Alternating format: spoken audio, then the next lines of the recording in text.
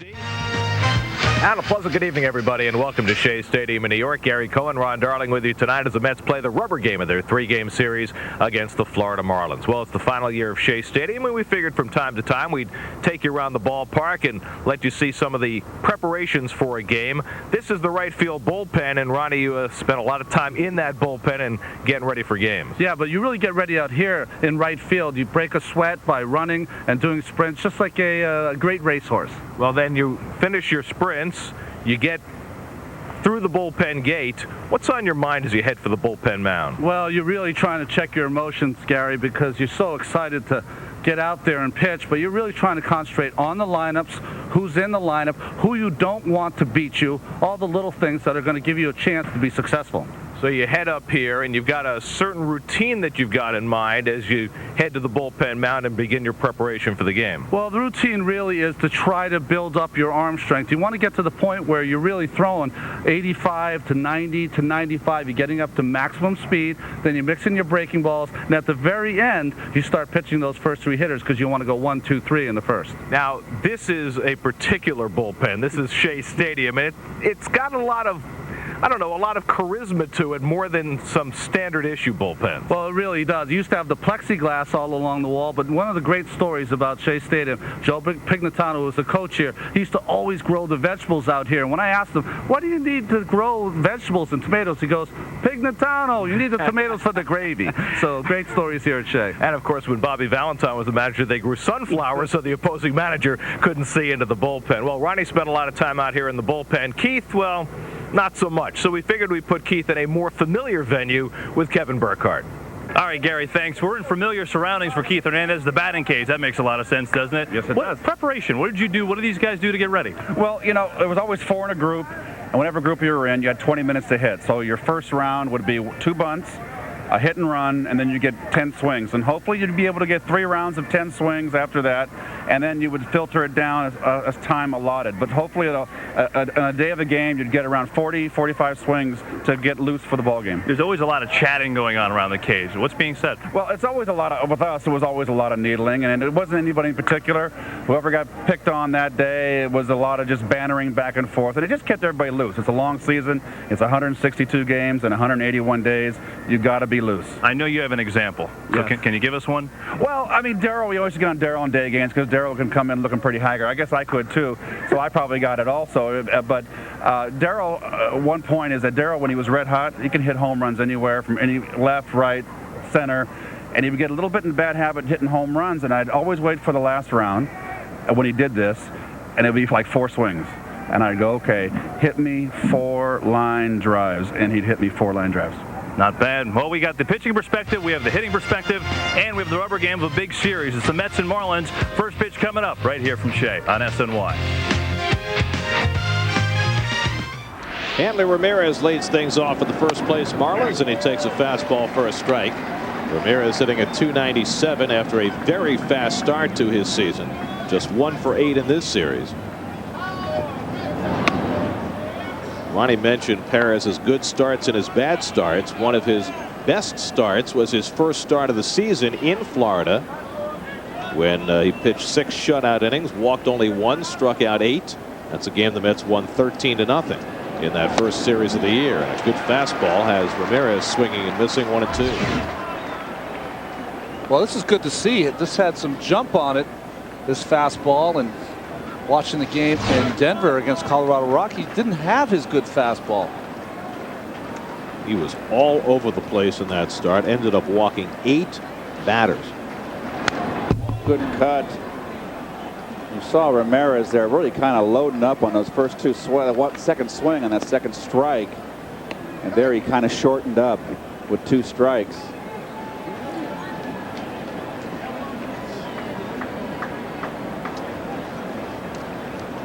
In that start in Colorado, he walked at least 1 batter in 6 straight innings, including the 6th when he never retired a batter. And the slider in there for a call, strike 3. Nice backdoor breaking ball by Perez. Fans Ramirez to start the night. Well, I like what he's doing here. This 1-2 count, this backdoor slider.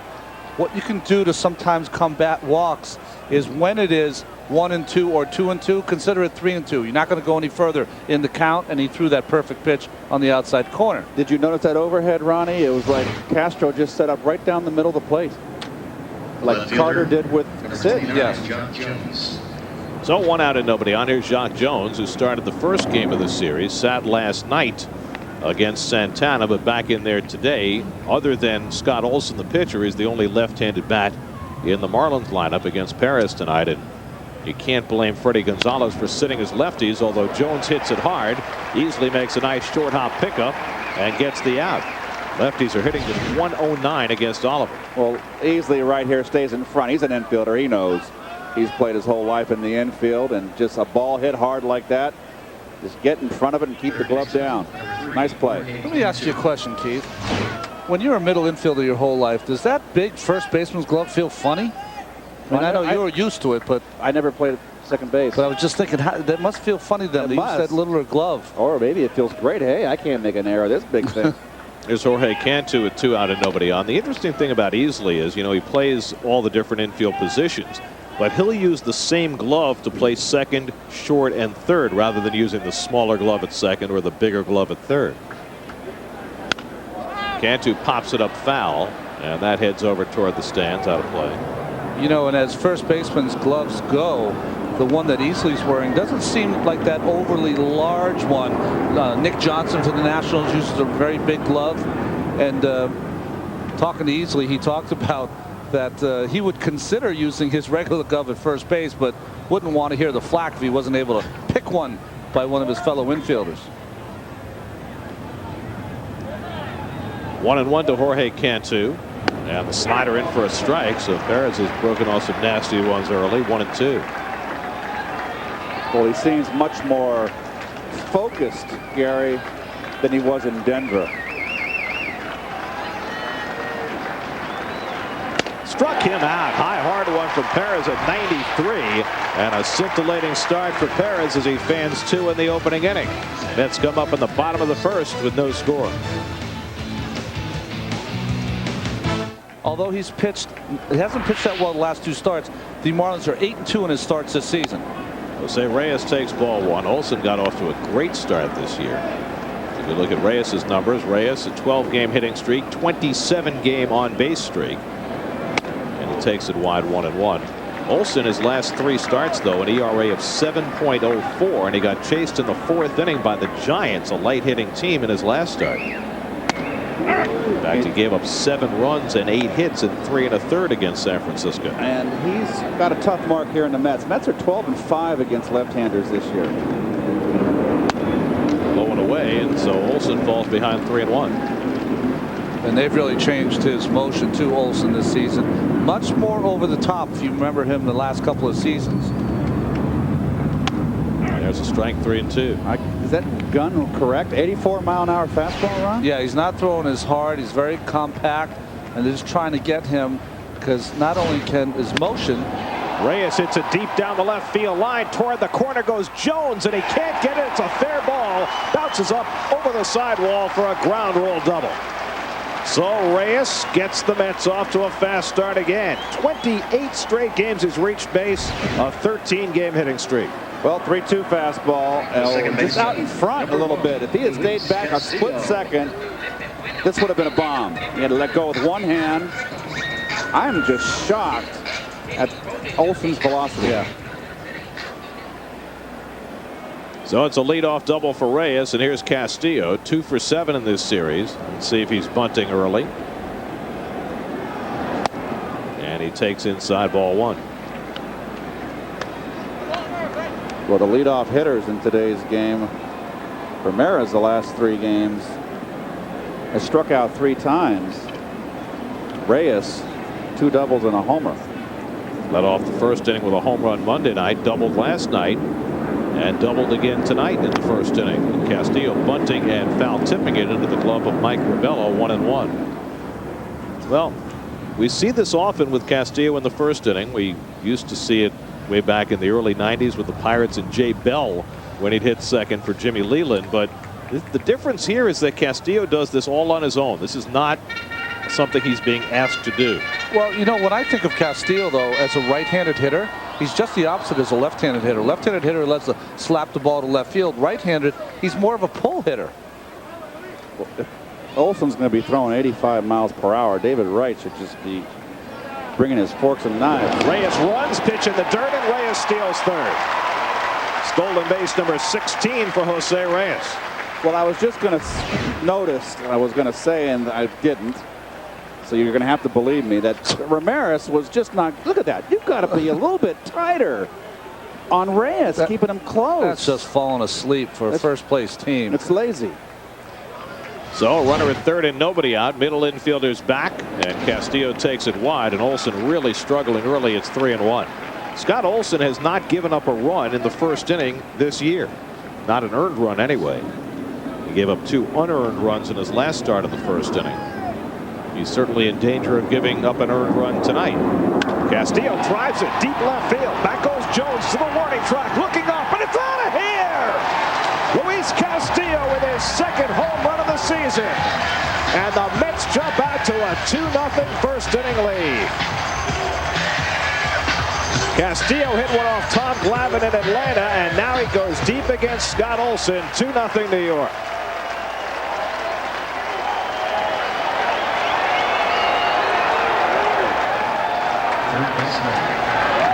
You said a pull hitter from the right side. He is that.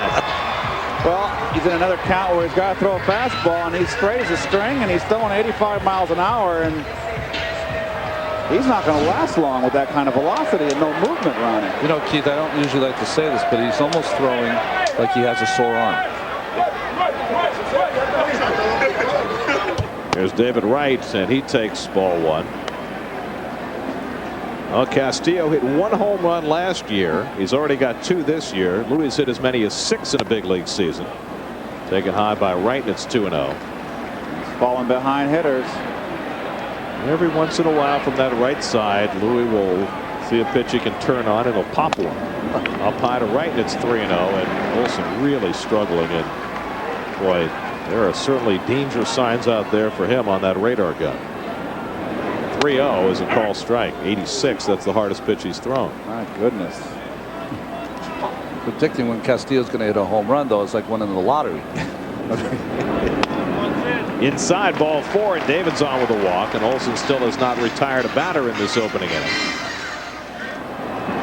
And he takes a letter high strike. That one got up to 88. Damian Easley again hitting 5th in the order tonight.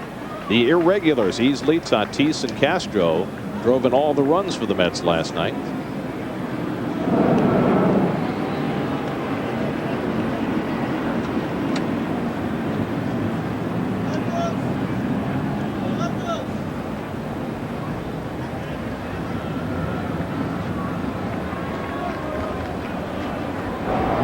Yeah, Olson checking in on Wright, who's stolen 7 bases this year. There are your standings in the National League East. The Phillies winning their 3rd in a row last night behind terrific pitching by Kyle Kendrick, and now they're just a game and a half behind Florida. Ryan Howard starting to catch fire. Beltran bounced it foul 0-2. That's 2 years in a row Ryan Howard has just gotten off. I mean, not a bad start, a miserable start. But he's the kind of guy who can hit 5 or 6 in a week. And 15 in a month. Yeah. Can do what Dan Uggla has done for the Marlins, although he has been cooled down in this series, particularly by Santana last night. 0-2, and Beltran takes it in the dirt. Knocked down by Rebello before Wright can think about taking off. Well, it really shows you what kind of pitcher Santana is. That Uggla, as hot as he could be, every single time he came up with a big at bat, Santana bettered. 1-2 to Beltran.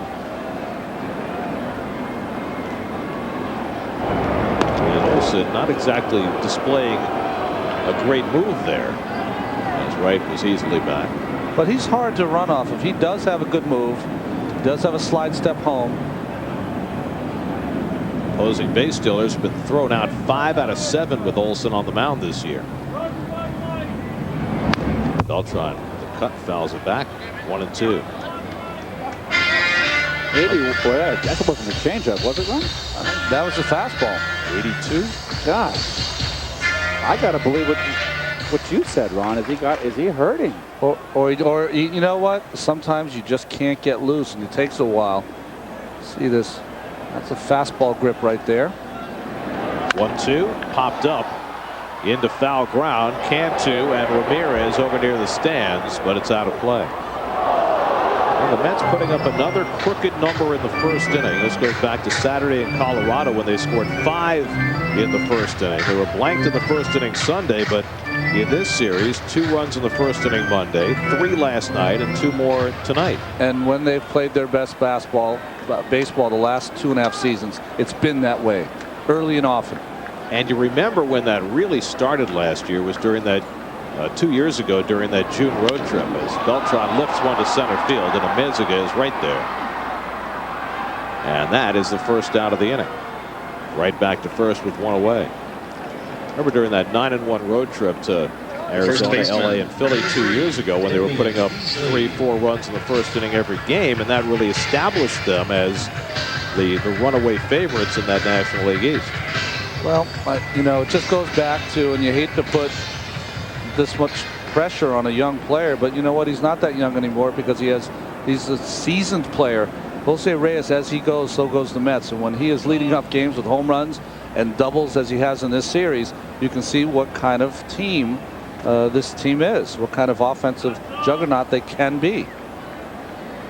Now Damian Easley 1 for 4 with an RBI last night, playing first base again today, and he hits a double play ball to short. Ramirez to Uggla and on to first. 6-4-3 on the double play. Let's clarify exactly what you're doing here. The Police and Firefighters Widows and Orphans Fund is something that you've been involved with for how many years now? It's 24 years. This was our 24th picnic out here at Shea, and obviously it's the last one here. Hopefully we'll christen this new one next year with our 25th.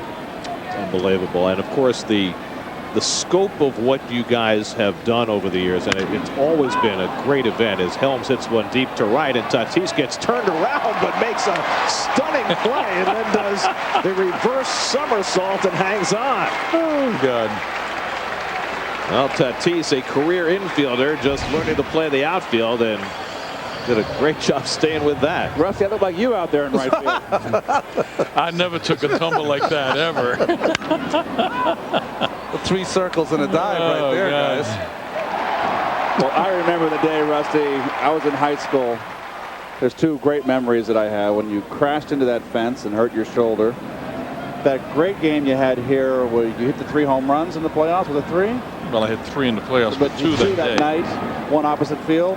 Actually, it was one in deep center and one right down the line. All off left-handers. Everything I did. Wasn't it Ken Holtzman? That was in the World Series. I got him the game 4, and that was to left center field. Yes, that's the one I remember. That's the one I was thinking of. Well, just so you realize what we are here for is these families do such a great thing. Let's check this out. Okay. This is for the widows and children of all the firemen, policemen, Port Authority, and emergency service people who die in the line of duty trying to make New York a safer place to be. Uggla cracks one deep but foul. And it's, I've always felt, especially in New York City, where there's so many generous people that help so many charities, that, I really think we have an obligation to remember these families and the loss that they had to endure. And I was going to say before, Rusty, as Uggla strikes out, it was always a monumental task and a great undertaking for you guys. But post 9/11, the task and the need just expanded exponentially for you. Well, it doubled the ranks. We had around 350, 360, and 402 people died that had a badge on that building. Some were single, and they got the death benefit. But it pushed up to us up to about 720 families. Wow. And there's about 700 right now. Obviously there's a little bit of an attrition rate, but unfortunately, you're going to lose some people in the line of duty. It's just the nature of the bravery and the acts that they do. Gordy Ross pops it up, and Fernando Tatis comes in to make the play, and that's the second out. We'll keep Rusty Staub with us for another half inning. Oliver Perez off to a good start. He's retired 6 in a row with help from Fernando Tatis. It's 2-0 New York.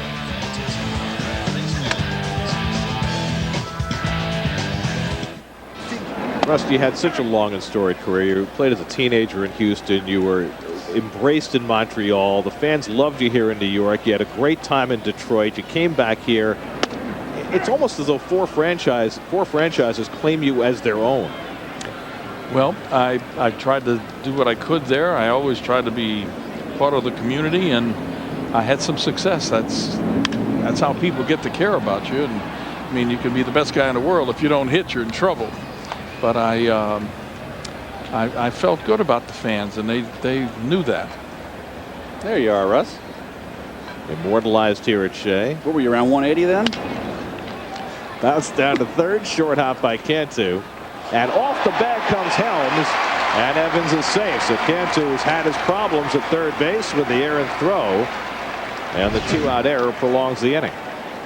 Well, takes it cleanly, just got a little loose with the throw. That's a routine play, and not a great stretch right there. You got Wes Helms, who's really a third baseman. If you had a guy like Rusty over there, if Rusty played a good first base, Rusty would have made that play. You're just trying to make up now after burying me with that 180. What was your actually at that on that time? I was probably about 225. Oliver Perez takes his home run cut. Rusty, I know there's 2 outs. Share the story with me. End of your career, you got to see Dwight Gooden play and how crazy it was here. But you always told me that when Mark the Bird Fidderich in Detroit was the craziest time come to the ballpark for a pitcher. It was the most exciting thing I ever witnessed in baseball. He just mesmerized the fans. They went nuts. I mean, he had 52,000 every day in Detroit. It was incredible.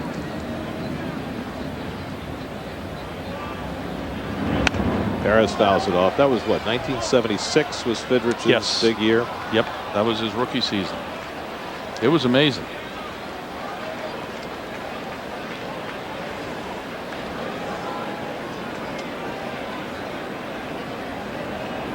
Oh, 2 to Perez. He strikes out. That ends the inning. First strikeout for Scott Olson. Well, we're having too much fun. You better stay here.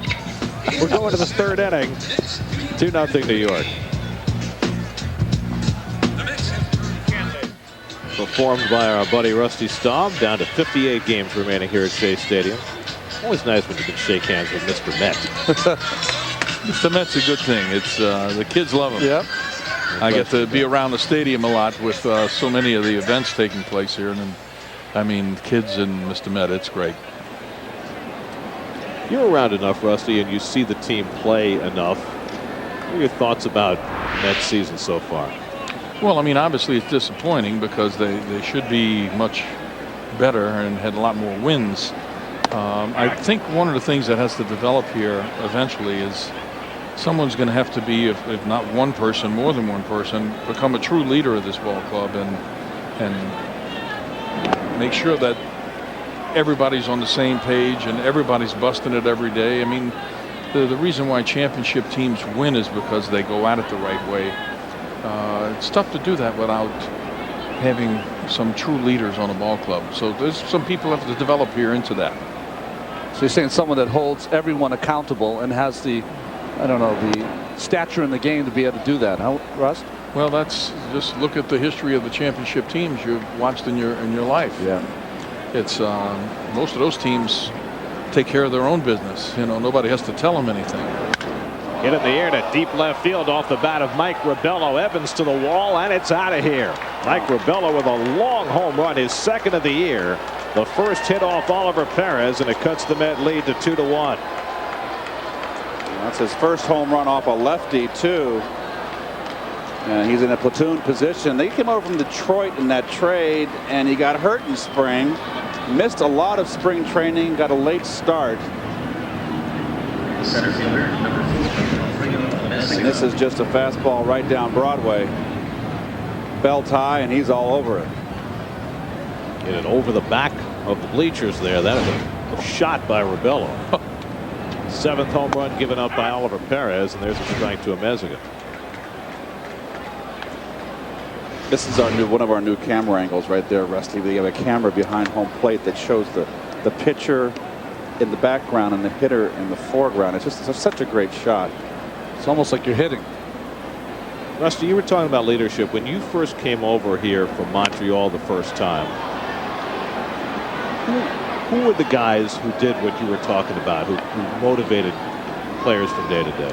Well, you know, the pitching staff here was such a superior staff with Seaver, Matlack, and Kuzman. Those guys, you know, had such an influence. You know, Gil had been such an incredible manager when he passed away just before I got traded here. You know, it just, I think he was the leader.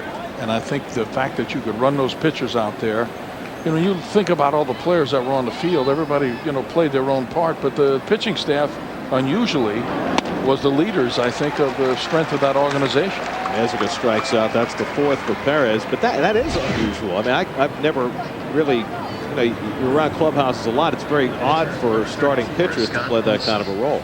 Well, I mean, you had Grody behind the plate, and let's just say, even Grody's teammates, you know, I mean, he was tough on everybody.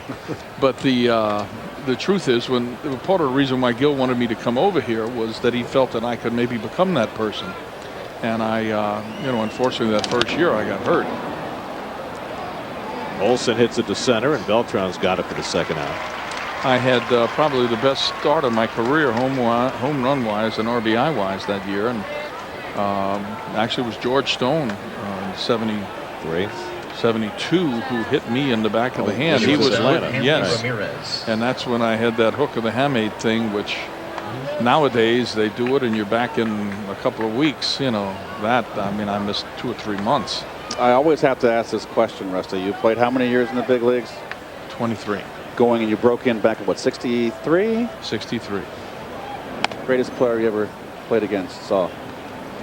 Well, it's tough. You know, they had Aaron, Mays, Robinson, and Clemente in the outfield when I came up. And one of those guys couldn't make the All-Star team. You got to be kidding me. They were pretty tough. And I mean, obviously some of the great pitchers. My first week in the big leagues, I faced 4 Hall of Famers. I faced Gaylord Perry and Juan Marichal. I faced Koufax and Drysdale. And I mean, this was an awesome welcome to the big leagues for a kid who just turned 19 8 days ahead of time. 1-2 to Hanley Ramirez, who struck out his first time up. How about your favorite teammate, Rusty? Well, there were a lot of them. Yeah. You know, a lot of guys. You know, I played on a lot of different teams, and you know, it's to select one person, I couldn't do that. But it's, I think one of the things that's real important on every team is that everybody care about their teammates. Well, Rusty, it's been great having you with us. It's such a great cause, and what you do in this town and for people all around New York is just splendid. Thank you very much. It's not a plant. That's great. Could you get the guy's name? I need to write him a check. 2-2. Struck him out. Good off-speed pitch by Olson gets Reyes, and that's the second strikeout for Olson, who's settling down a bit after a rocky start. Good changeup. Wanted that pitch down the middle, but he wanted it down. Did Rebello? Perfect place. Haven't seen Olson so far, Ronnie. Before, I remember him being more of a fastball slider pitcher. He hasn't thrown very many breaking balls, fastball changeup. Yeah, he had a really good slurve. It seems like he shelved it so far early in this game.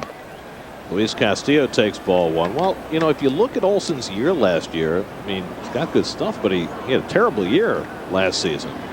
His second half was just brutal. Castillo drives another one to left. Over comes Jones to pick it off, and that's the second out. So Castillo, who homered his first time up, pulls another one. This one results in an out. 2 out and nobody on.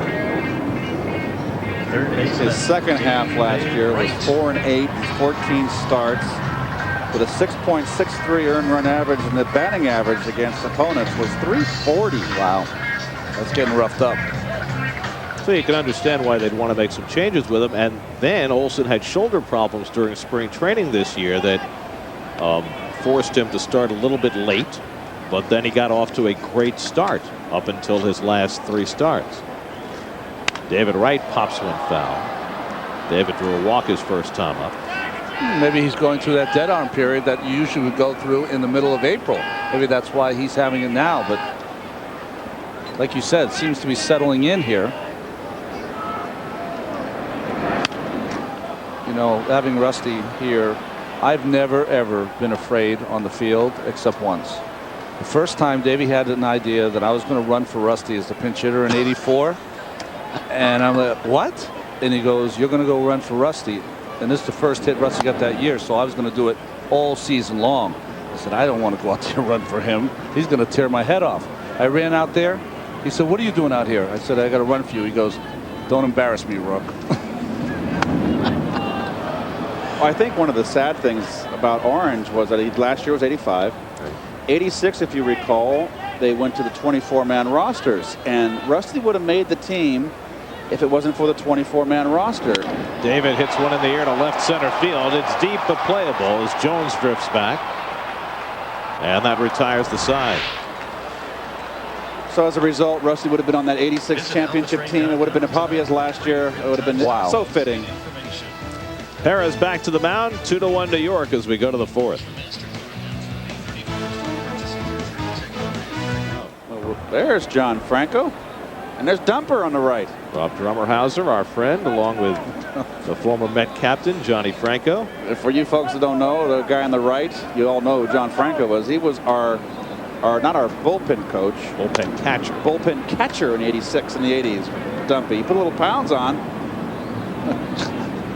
Johnny looks good. Sitting in the front row. That's a strike. 3-1 to Jones. As he should, right, Gary? Anyone deserves a front row seat here. It's John Franco. Johnny owns this place. Yes.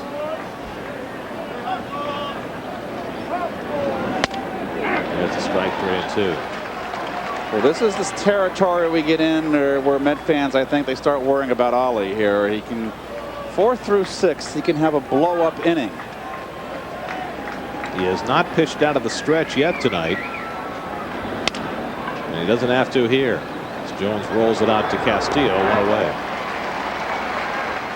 You saw that a lot from the right side in the 60s and 70s with Bob Gibson. He had that very exaggerated crossover towards the first baseline. Cantu pops it up, easily going back into foul ground. It'll stay in play, and easily stays with it. 2 out. So 2 out and nobody on. Let's check in with Kevin Burkhardt. Kevin? You know, guys, yesterday we got the word on Marlon Anderson, a tear in the hamstring. And, you know, it certainly didn't sound good, and Mets really didn't have a timetable of when he'd be back.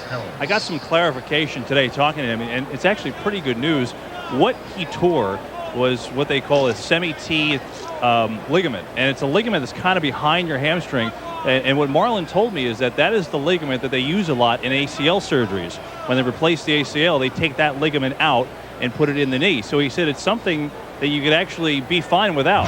So that is completely torn, but his actual hamstring muscle is fine. He said what it is it's a feeling of weakness because it's almost like a support that's not there anymore. But he says the pain is really not that bad, and the muscle itself is okay. So when you heard the word tear, you're thinking, wow, this guy's going to be out for months. But in actuality, guys, he says he feels okay, and that's actually pretty good news that hopefully he'll be back soon when he's eligible to come back. Kevin, I'm not a doctor, and I don't play one on TV, but isn't that the same thing that Scott Schoenweiss tore that affected him early last season? That is, it certainly sounds like it. Now, I should have gone and asked Scott, but that is the same description that Scott gave me, and that's a real good point.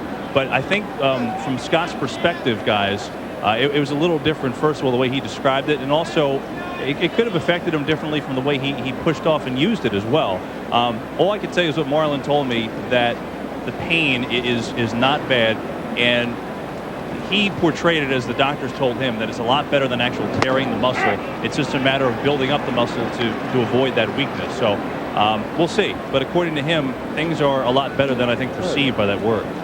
I spoke to Marlon a couple of days ago in Denver, and he said in all of his life, playing football in high school and playing baseball all these years, he had never had a leg injury before.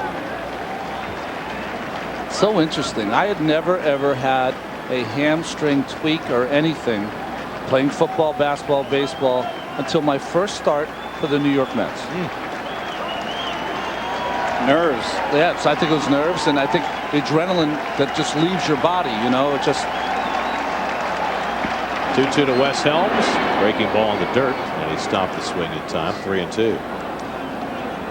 Helms hit the fly ball to right, on which Fernando Tatis made a circus catch in the second.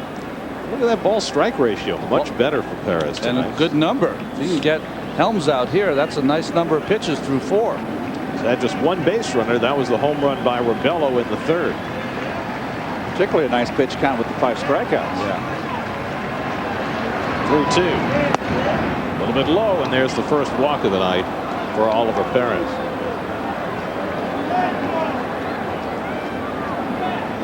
Rick Peterson keeping track, and so is the National League. Oliver has walked more batters than any National League pitcher this season. That's his 38th in 57 innings. But the good thing about that pitch, we've seen him throw 3-2 pitches that are in the other batter's box. So that one just a little bit low by Oliver.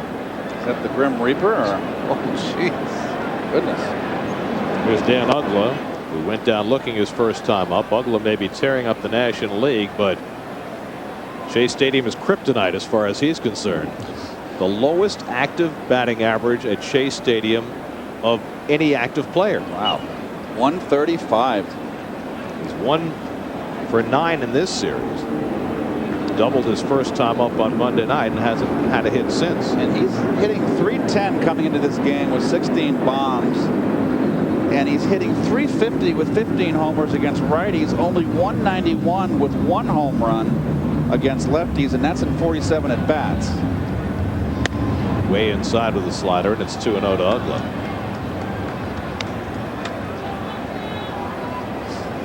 Well, Santana last night, excuse me, Gary, he just had his way with Uggla. It just seemed like whatever Uggla was looking for, he threw the other pitch.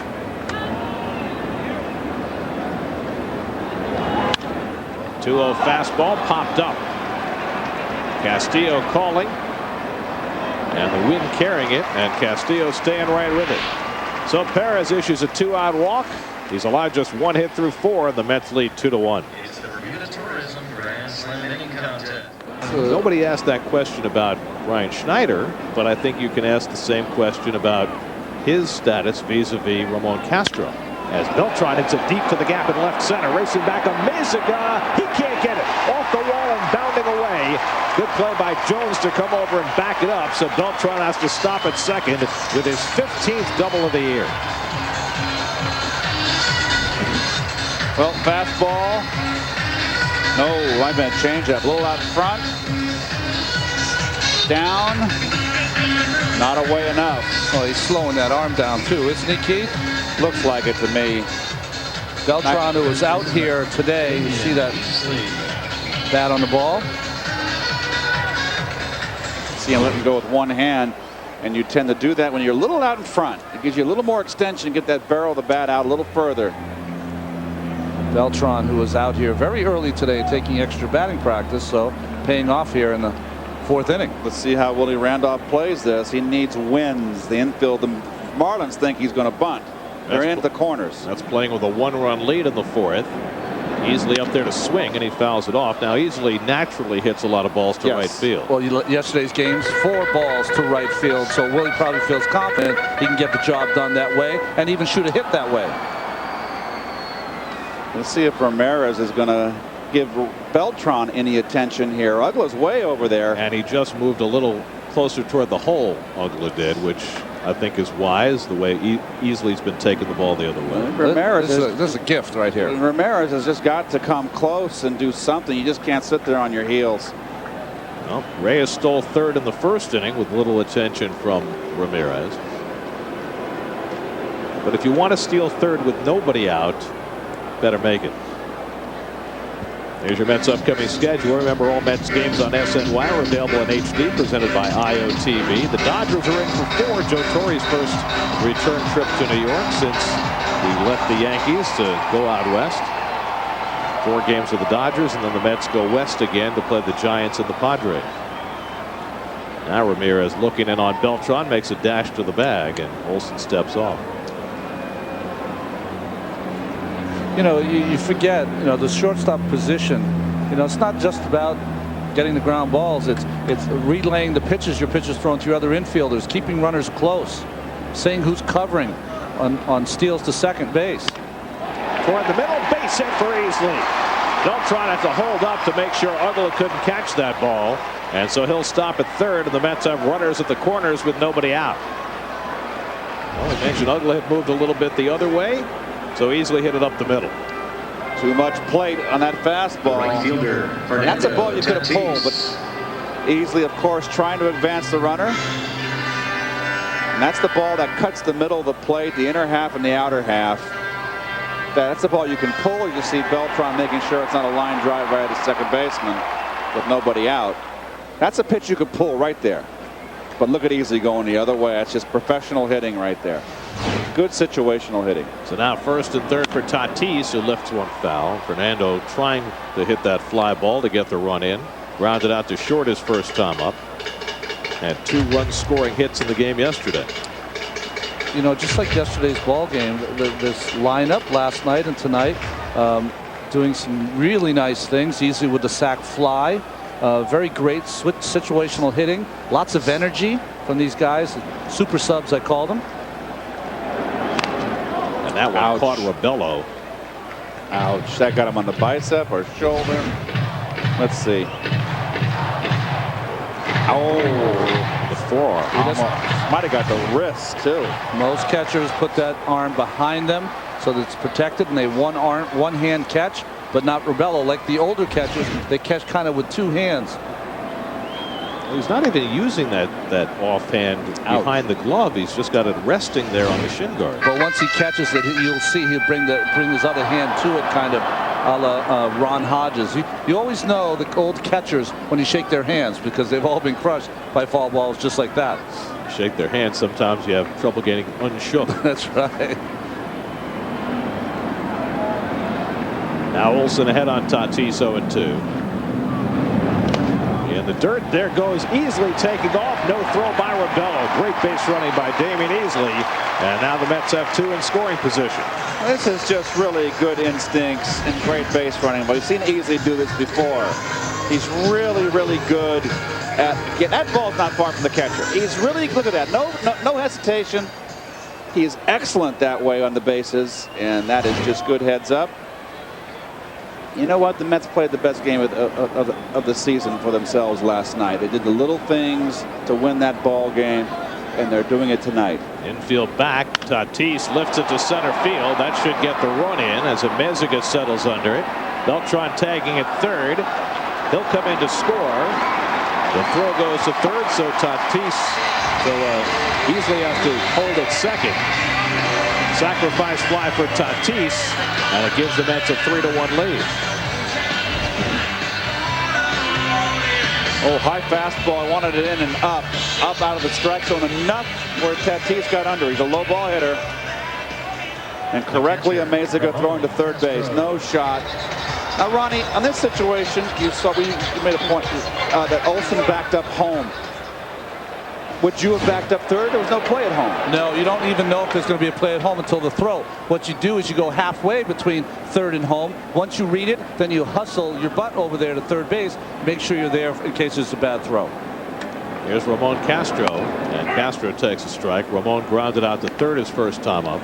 We talked a little earlier about Castro and Schneider and playing time, and if you go back to spring training, the thought was that Ramon would play a lot more this year, but then he got hurt during spring with a hamstring injury, and that was kind of put on hold. But here he is playing a couple of days in a row against left-handers, and I can't recall any other time since he's been here that, other than injury, Castro has played a couple of days in a row. Normally he's only playing 1 day at a time, but Schneider's sitting on the bench for 2 straight days against lefties. Listen, if he's healthy, Ramon Castro has to play every single time there's a lefty on the mound. I think he showed Willie something in yesterday's ball game by hitting that little slider from, was it Kensing or Nelson? Kensing, I believe, to right center for an RBI hit, 2-out hit. You know, those are the kind of things that you like to see from Ramon, and he can hit. Fouls it off, 0-2. That was my impression in spring, Gary, that they were going to platoon. And, you know, we talked about it in spring training with Schneider, and it kind of got lost because he got off to a fast offensive strike. But generally, the Nationals felt that he was he had to play too much, and that hurt him offensively, having to play 130, 135 games. So it might be better for both of them if they work something approaching a strict platoon. Taken low by Castro, 1-2. You know, the one thing about a strict platoon, and Keith, you know much more about this from those 86 teams, other teams. The strict platoon really lets you know, like bullpen guys like to have a role. It lets you know exactly when you're going to play. You look ahead in the schedule, you know who you're facing, you know you're in the lineup that day. That gives you a good feeling. 1-2 to Castro on the inside corner. Strike 3 called. Second strike, the third strikeout for Olson. And they're 2 away. Well, that's a good pitch. Fastball in. I think that not enough pitchers try to pitch Ramon Castro in, but they know he's such a dangerous threat on that fastball. They don't want to go in there. You know, you talk about platooning as Nick Evans stands in. No team ever had more success with platoons than the '69 Mets. And Art Shamsky was talking about it when we had him on a couple of weeks ago. And, I mean, they had platoons in right field with Shamsky and Swoboda, as Evans will be intentionally walked. Platoon at second base with Ken Boswell and Al Weiss. Platoon at first base with Don Clendenin and Ed Kranepool. And those things all worked out very well for the Mets back in '69. If you're going to have a platoon team, it has to be a veteran platooners. The guys that are being platooned should be veterans. It's tough for a young kid who's chomping at the bit to be basically a part-time player. It's more suited for a veteran. Interesting move here.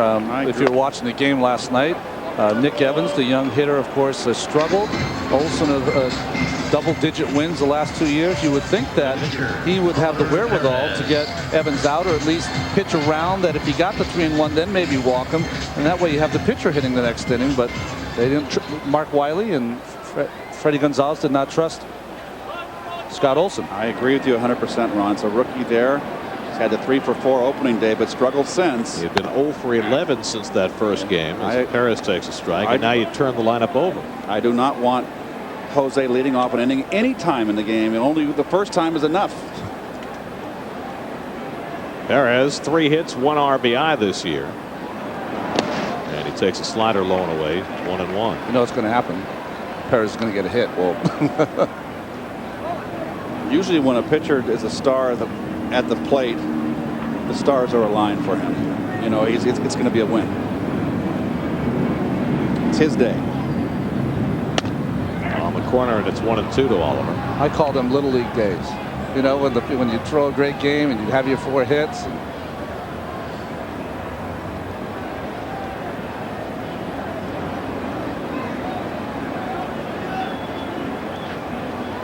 Perez fouls it off.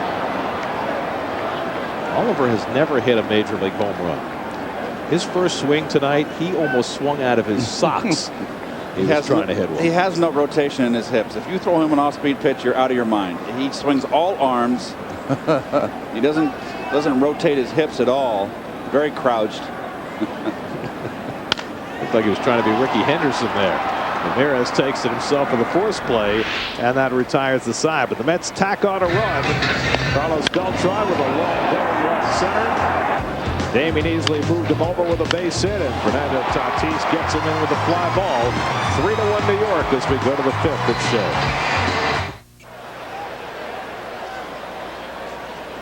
Shea. We go to the 5th inning. Cody Ross leads off against Oliver Perez, who's allowed just 1 hit over the first 4 innings. And Ross takes a slider for ball 1. Ross flied to right his first time up. Hit his 7th home run of the year last night. He has only 17 hits, and 7 of them have been home runs. And he takes a strike, 1-1. You know, when you're sitting on the bench and thinking about this inning, if you're a starting pitcher, you're saying to yourself, I have 6, 7, 8. Let's have a great chance. I got to get through this inning 1, 2, 3. Slider hit to left field and deep. Back goes Evans near the wall, and it's out of here. Cody Ross strikes again, his 8th home run of the year. 8 of his last 10 hits have been home runs. Second solo shot off Perez tonight, and the Met lead is cut to 3-2. What were you saying, Ronnie? I spoke a little too early. I was just saying that you wanted to get through that 1, 2, 3 because then you had the pitcher leading off, but not to be. The other team's trying too. Well, Little breaking ball run? Yeah, a little slider that just stayed flat right in that middle part of the plate. Not enough for lazy break. Yep. Boy, Perez, it's just been penthouse or outhouse for him this year, huh? Wow, 8 out of 10. 8 of the last 10 hits have been home runs for Cody Ross. Here's Mike Rubello, who had a monstrous home run his first time up. And he takes outside 2-0. Now, this is the life of a catcher. You hit that long home run your first time up. Then you take that foul ball off your forearm, and then you have to go up there and hit again. They are a tough breed, the catcher. This is the way Rubello's night started. Oh boy, he turned on that fastball. I will say that I don't think Rubello can hit a ball further than that. That is a bomb. That's Mike Piazza territory. Mike Rubello, a switch hitter. He learned to switch hit in college. A little late at the University of Tampa. And he walks the second one given up by Perez. And so the tying run aboard with nobody out. And here's Alfredo Amezaga, the number 8 hitter.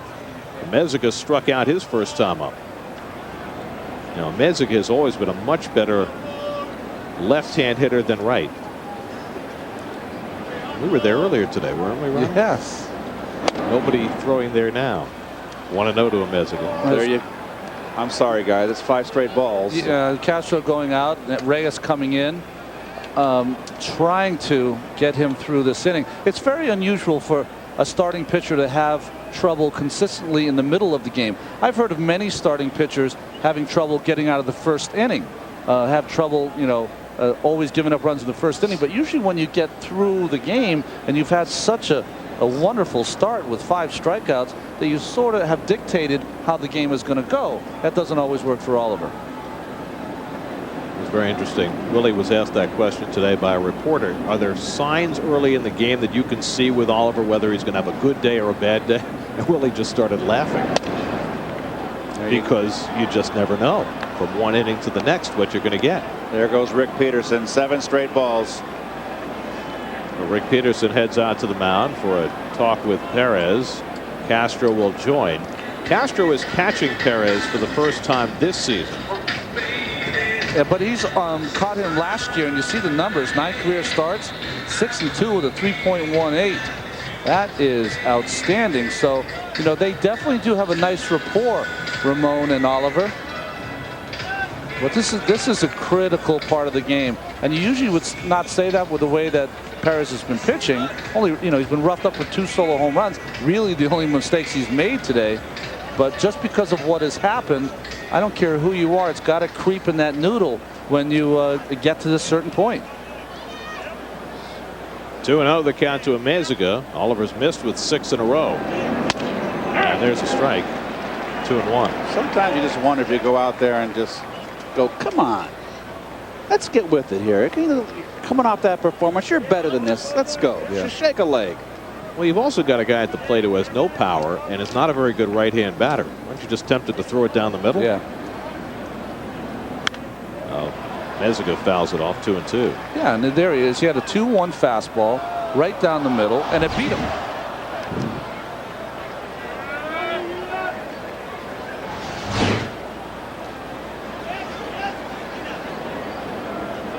.65 pitches on the night now for Perez. A very reasonable pitch count in the 5th inning.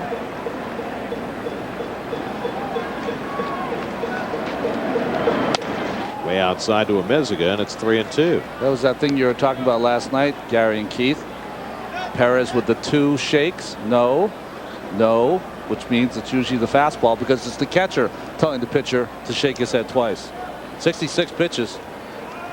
Get himself a ground ball, although Oliver, of course, not a ground ball pitcher. And Amezaga pops it up. Shallow right center. And Beltran will take charge. That's the first out. Right figuring the bunt is still on with 2 strikes. Comes creeping in. And that fastball misses 1-2. Well, nice call by the umpires because that did hit his fingers, but it hit part of the bat also. And Ramirez has had a rough night tonight. He's on deck.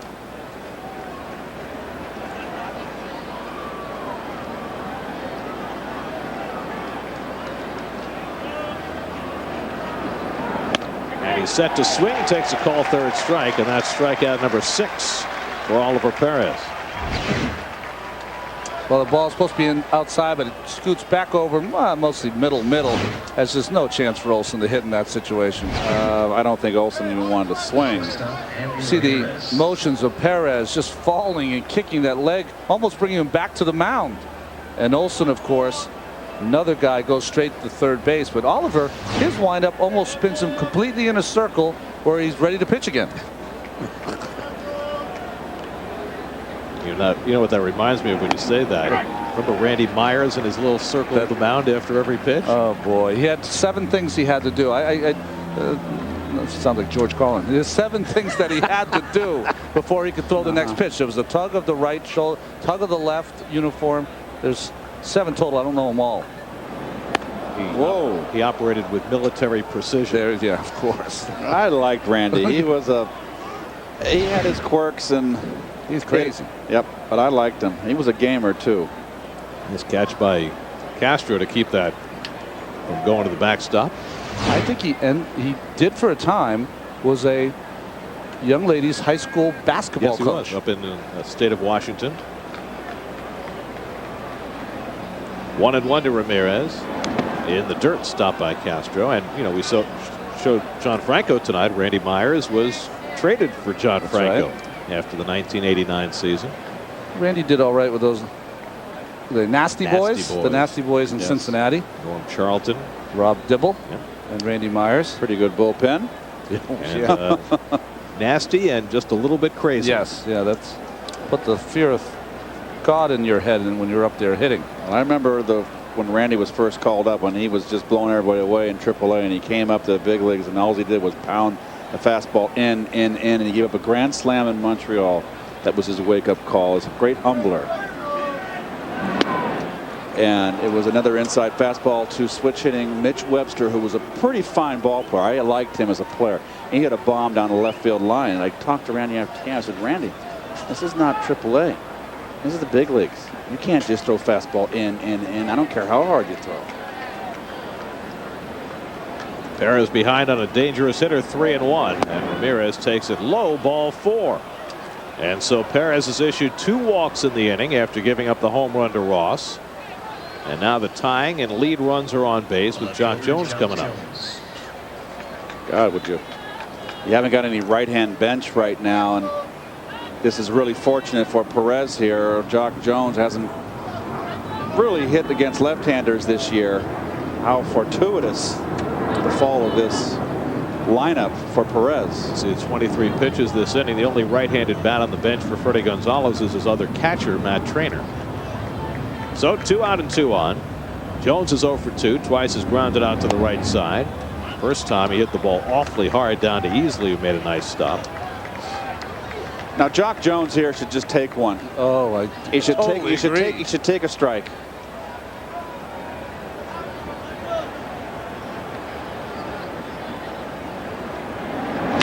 But he lines it into right center field, cutting over Beltran. Oh! Made the catch. Oh wow! What a play by Carlos Beltran to save 2 runs. He made a stunning play in left center last night, and this time racing over to right center and spearing that one before it could hit the ground. And he saves the lead for the Mets, 3-2 New York.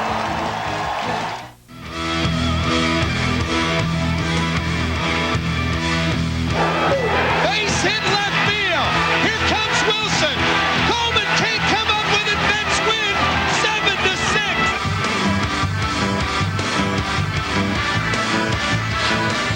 Boy, that Mexica sure get big hits. I remember that hit, and I remember looking up. It was Ken Daly who was pitching, hard-throwing left-hander, straight as a string. Reyes launches one to deep left field. Back goes Jones to the warning track at the wall. It's out of here. Jose Reyes with his 7th home run of the year, his 3rd in this series, and the Mets again have a 2-run lead. It's 4-2.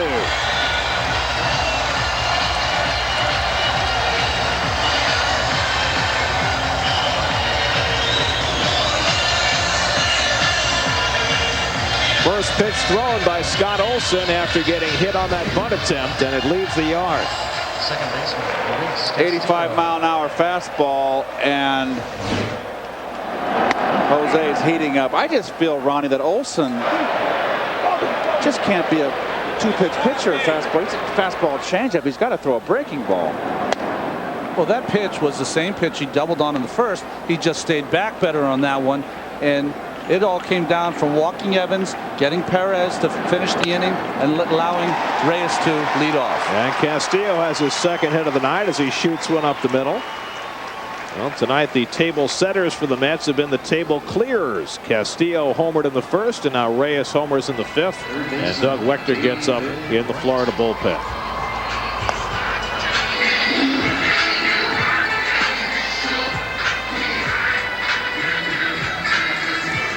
Freddie Gonzalez is going to bring the trainer with him to see whether Olson's hand has indeed been injured. Well, if he deems this an injury, then Wechter will have as much time as he wanted to warm up, so he wouldn't have to rush him into the game. He's got to get out.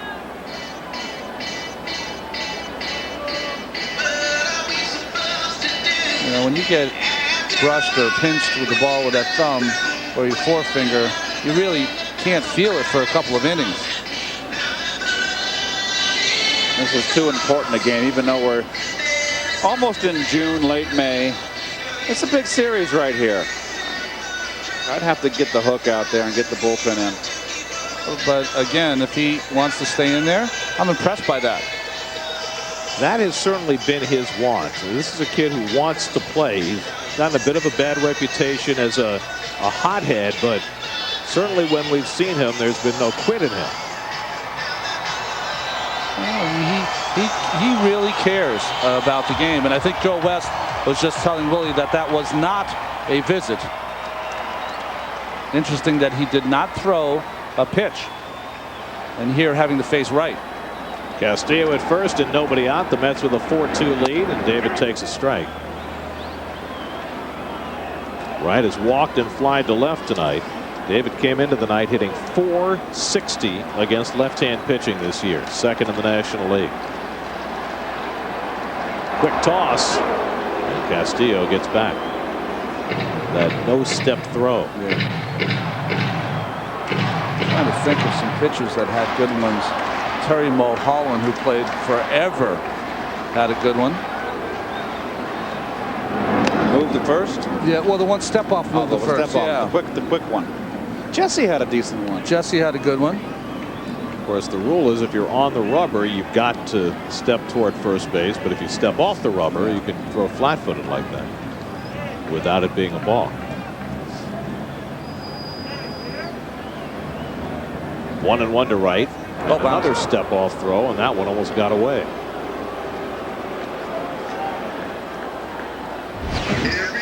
Well, that's why not a lot of left-handers have this good move, because once you step off, that's a pretty long throw without putting any of your legs into it.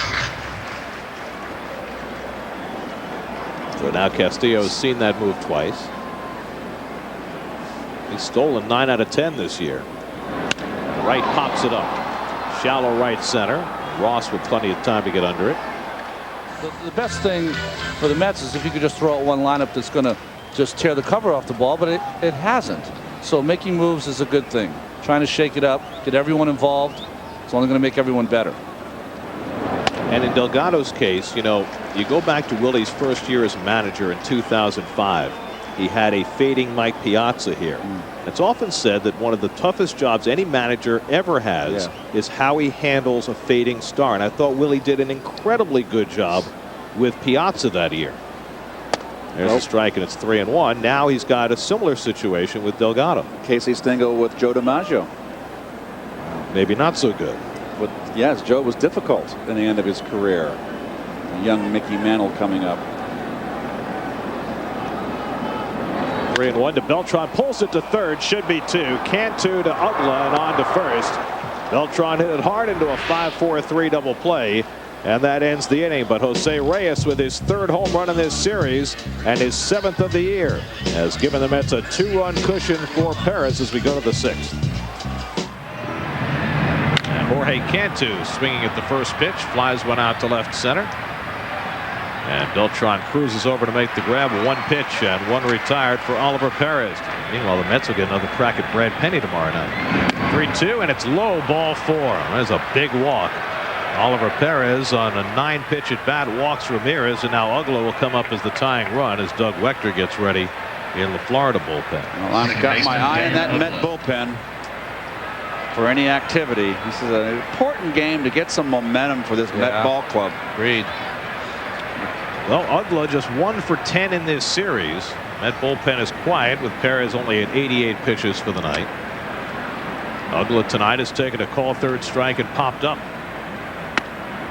And Perez falls behind, and Castro will run that ball out to the mound. I want to take a moment to pass along get well wishes to Mets Director of Corporate Services Jimmy Plummer, and I know that the players in the clubhouse, especially David Wright, they wanted to pass along their best wishes to Jimmy as well. He's at NYU Hospital, and Jimmy is one of everybody's favorites, and we can't wait for him to get well. Yeah, he's been a dear friend of ours since our playing days, and just want to see him get well. He's just one of the great people of this New York Mets organization. Ugla takes it off the plate, 2-0. So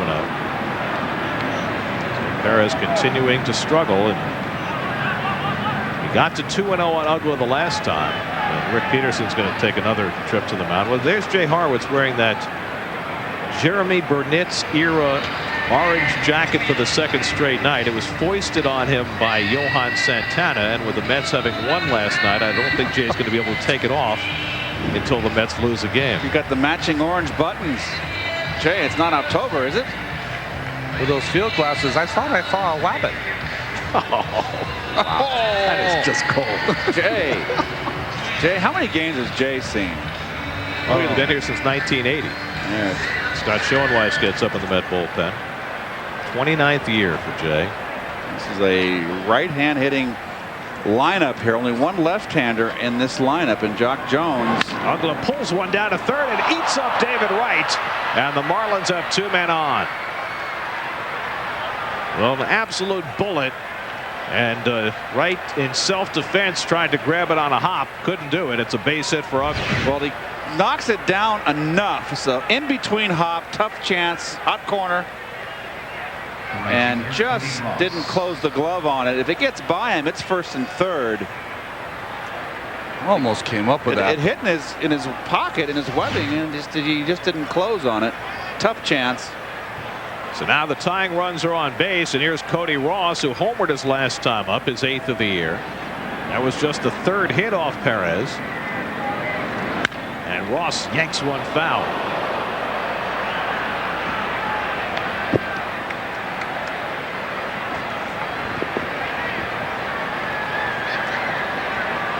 So all of a sudden things starting to unravel for Oliver Perez. A 1-out walk to Helms. That scorcher by Ugla for an infield hit. And now he needs to settle back in. 0-1 to Ross. Slider misses, 1-1. Like I said, Gary, before, it's one left-hander in this lineup as you look at the pitch count there. And it's got Schoenweiss up and with a right-hand laden lineup. You got Joe Smith down there and Aaron Heilman. Which got a lot of good left-handed bats on that bench. Jacobs and Gonzalez, Hermida. 2-1 now to Ross. Isn't it interesting that usually a pitch count will work against you because it'll get you out of the ball game? Sometimes a pitch count, because it's so low, will keep you in a ball game.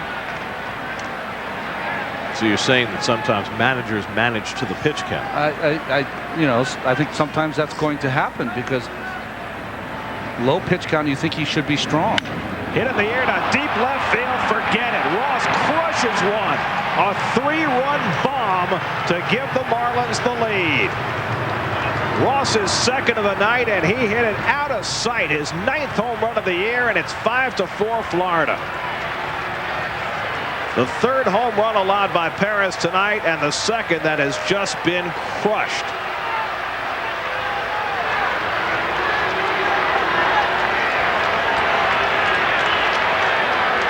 Well, it's Ollie's unlucky 6th inning again. Hanging, breaking. Oh, no. Hanging slider out over the plate. And that ball was a rocket. Mike Rabello, who hit one out of sight his first time up tonight, fouls it off. That's way out of here. Sailing past the stands, past the bullpen, and deep into the night. 9th home run allowed by Perez this year, 3 in this game. He's only allowed 4 hits and 3 have left the yard. Slider in for a strike, 0-2 to Rabello. Well, Cody Ross has been a huge story tonight. Ross with 2 home runs, 4 runs batted in. A guy hitting under 200.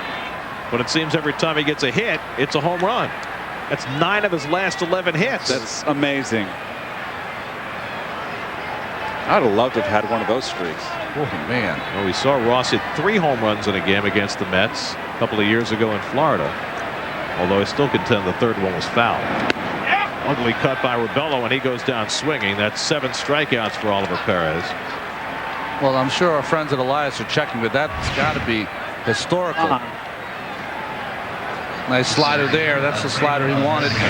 You know what those are? Those are Rob Deere numbers. Yeah. Yeah, exactly. Another guy who used to hit 190 but hit a ton of home runs. Joe Smith gets up next to Schoenweiss. Alfredo Amezaga at the plate, 0 for 2, is struck out and flied out. And that one's lined toward right center field, cutting across Beltran. Easier play this time. Tatis and Castro to follow. Easily lines one toward the gap in left center field. That's an extra base hit, bounding to the wall. Easily digging for second. He'll take the turn and hold on with a leadoff double.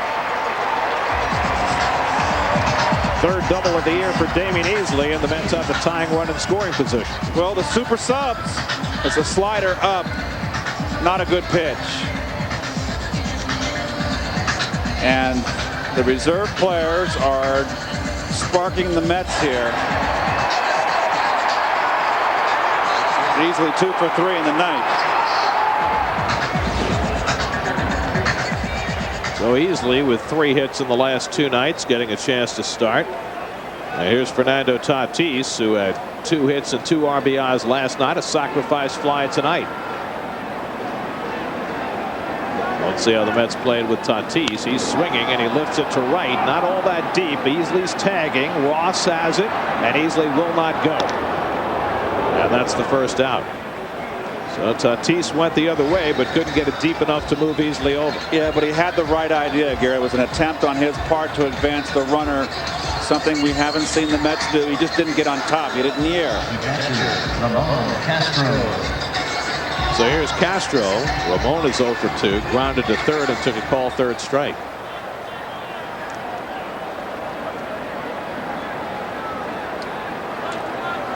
How often have we seen that look?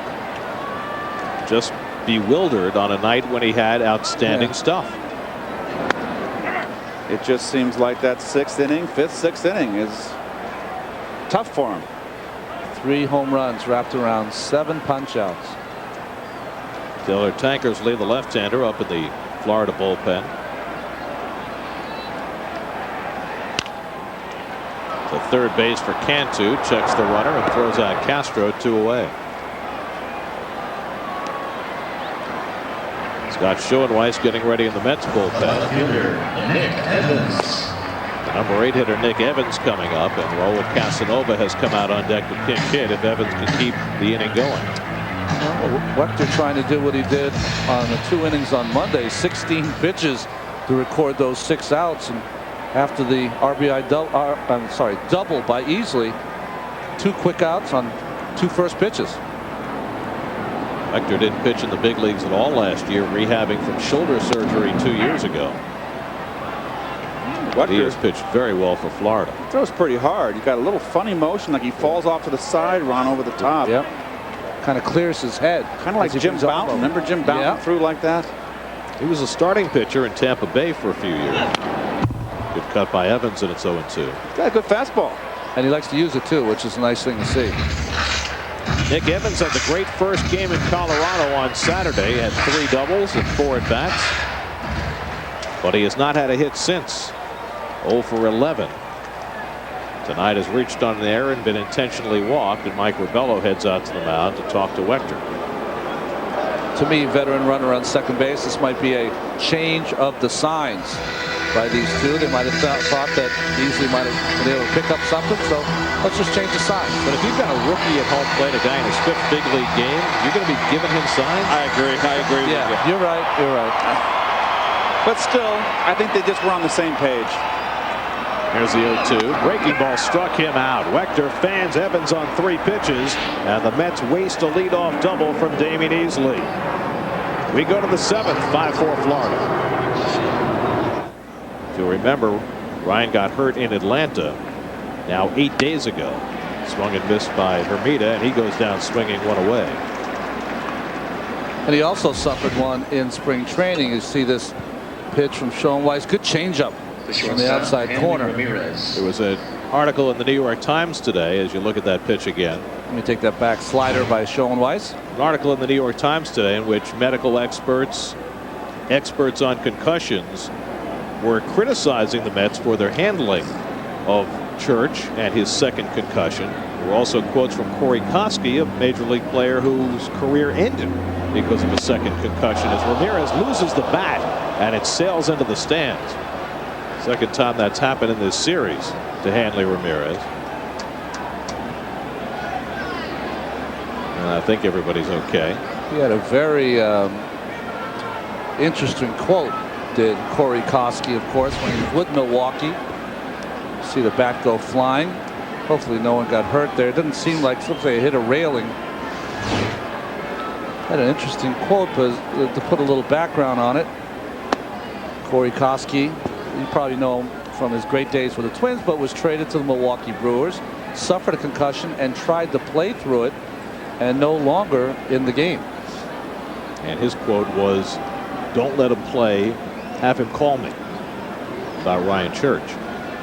Foul back 1-2. Now, to be fair, here's how it went. He got hurt Tuesday, Church did, and on Wednesday he felt fine, and the doctors basically told him, if you feel well enough, play. He pinch hit on Thursday, and then the Mets flew to Colorado, and from the time that flight landed, Ryan Church felt awful. There's the 1-2 to Ramirez, pulled foul. Now he pinch hit in the 12th inning of the game on Friday night in Colorado. I wasn't there Saturday, but Sunday morning I talked to Ryan and I asked him about that at bat because he was still feeling bad Sunday morning, and he said about that at bat Friday night that he didn't remember it. Wow. Now, to me, if that's the case, and I'm not a doctor, I would certainly be cautious about running him out there again. Big hop at short for Reyes, and a close play, and he beat him. 2 out. Nice hustle down the line by Ramirez here, and that is close. Wow. Left fielder, John Jones. Anyway, the Mets are very much defending their handling of Church. However, what's difficult is that the Mets have a club policy of not allowing their medical personnel to talk to the media. So that's left Omar to have to talk about medical issues that, by his own admission, it's hard for him to talk about because, well, he's not a doctor any more than we are. And, you know, they're going to rely on the doctor's opinions. That's why they've hired him. But here's the problem, that Omar kept saying today that they kept asking Church, "Are you okay?" And he kept saying, "I'm okay," which is why they kept on using him as a pinch hitter. He said he was okay to bat but not go in the field. The question is, do you leave it to the athlete in that situation to make that determination? Well, I think there's the rub. And the rub is I saw him on Wednesday, and he was bright-eyed and bushy-tailed and couldn't wait to play on Thursday. His condition got worse, of course. And I think that the problem lies, Gary and Keith, is that they're very aware of baseball kind of related injuries. Shoulders, knees, hamstrings. When it comes to a concussion, that's not a baseball injury you see very often. And sometimes you can't take the player's insistence that he's all right. Reyes throws out Jock Jones. It's a 1-2-3 inning for Scott Schoenweiss. Nice job out of the bullpen by Scott to keep it a 1-run game.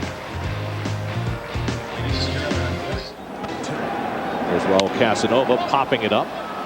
Coming in from first base is Wes Helms. One pitch and one out for Reniel Pinto. Well, you want to see the Mets get some momentum here. A come from behind victory would be absolutely what the doctor ordered. And there you have it, Gary. What it's been like so far this season. Well, the Mets, in games that they have trailed from the 6th inning on, have won only once this year. Game they've trailed at any point from the 6th inning on, which is even more amazing than that stat we just showed. And as a group, this is one of those games that just with sheer will, you got to get back in this game, get a run, get this game tied. Reyes has had a big night tonight with a double and a home run, and he takes a strike from Pinto. Reyes doubled down the left field line, stole a base, and scored in the first. And then he led off the 5th inning with a home run, his 7th of the year. Well, there's the Pinto I know, a 90-mile-an-hour fastball. I love his stuff. And we faced him when the Mets faced him the opening series of the season in Florida. Ronnie, you were there. He was throwing 87. I was wondering if he had a sore arm. But he's had a terrific year so far. And they got him throwing the changeup right there. Good changeup. I think he is a talented pitcher. I think what he's going to have to watch, because he's such a big kid early, he's just going to have to make sure that he stays on top of his conditioning, because he could be just an ace out of that bullpen. Biggest problem for Pinto has always been that he's walked too many, and that's been the case again this year. And he falls behind Reyes 3-1. 21 walks in 32 innings, but only 17 hits in 32 innings as Castillo waits on deck. Mets down by a run as they bat in the bottom of the 7th. Mets got 2 in the first and led this game until the 6th. Cody Ross hit a 3-run homer to put the Marlins in front. And Reyes takes a strike. 3-2. Trying to get on base any way he can. Jose swinging a hot bat. You know what? I'd rather have him swinging the bat, Gary. 3-1, good pitch to hit. Fastball.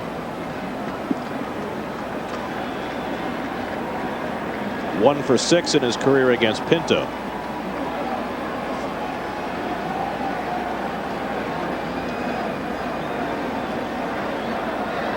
And he struck him out with a fastball. Wow. Pinto with heat gets Reyes 2 out. That's out. Reyes is swinging a good bat, and this is behind 3-1, and a 3-2 fastball beat him. I like this kid. He's got a good arm.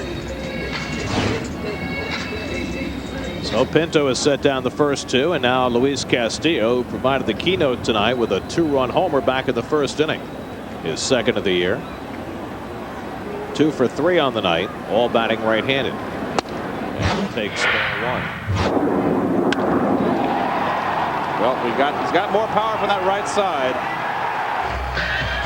And that's where his power is. He gets that fastball up the middle in. He's a high ball hitter. Chops it out to short for Hanley Ramirez. Nice easy hop. And a 1-2-3 inning for Reniel Pinto. Mets go easily in the bottom of the 7th. We head to the 8th, 5-4 Florida. Let's check out the results of tonight's variety. And Ryan Thompson looked like a great player, but boy, it just never panned out. He was a great 5 o'clock hitter. In there for a call strike 3. Cantu down looking for the first out. And the other thing about Ryan Thompson, Dallas Green said it best. He can talk 400. Good pitching, a little nice strike there for Aaron Hammond. Good fastball. Nice start. Here's Wes Helms. 92, David, with the Mets was 17-10. No, 17-10 overall. 13-7 with the Mets. Very nice. 4-3 with Toronto. How many walks did he have that year in innings pitched? He had 111 walks. Innings pitched? In 249 innings. No, yeah, that's right. 0-2 now to Helms. 5 pitches, 5 strikes for Heilman. Let's check in with Kevin Burkhardt. Kevin? You know, guys, I talked to Aaron yesterday. I just asked him, when you're used after being a 7th and 8th inning guy, when you're used in the 5th and 6th inning, does it relieve pressure or does it kill your confidence? And I thought he had a pretty interesting response. He said, you know what, honestly, it's a little of both.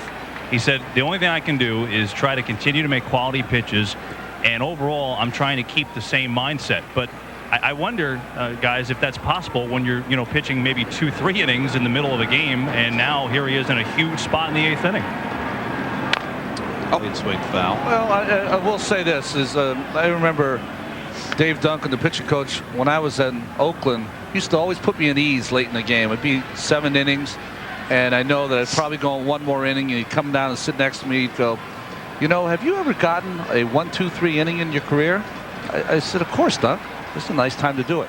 And it just would make you relaxed and not worried about the pressure of having to get a 1-2-3 inning. Just throw up a 0. And it was interesting here that Willie chose to go with Heilmann after using him several times in less pressured situations. He had Joe Smith available for this 8th inning, but he decided to go to Aaron in a 1-run game. And the changeup strikes out Helms, and so far it's looking like an inspired choice. Heilmann has fanned the first 2 men to face him. Changeup, good changeup down here, which tells me that after his last couple of outings, even though he gave up that winning hit, the 2 innings that he pitched, that Willie sees a rapid improvement in Aaron and feels like he can trust him in this situation. That's got to make Aaron feel good. And my feeling is this, Gary, is that if the Mets are going to turn this around and get back in the hunt, the Mets need Aaron Heilmann to pitch like he can. Yeah. A good changeup to start off. Ugla 0-1. Well, Heilmann, when he stays out of trouble, stays out of trouble. When he gets in trouble, the trouble gets worse. So that's what those stats will tell you. Slider to Ugla, and it's 0-2. Ugla has been silent in this 3-game series. Aaron looking a little menacing with that facial hair now. 0-2. Off the plate.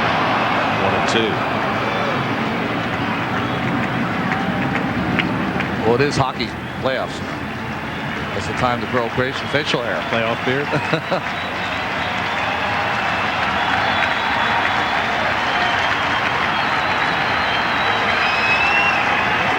Went through all the signs. Fastball away, slider, changeup, fastball in.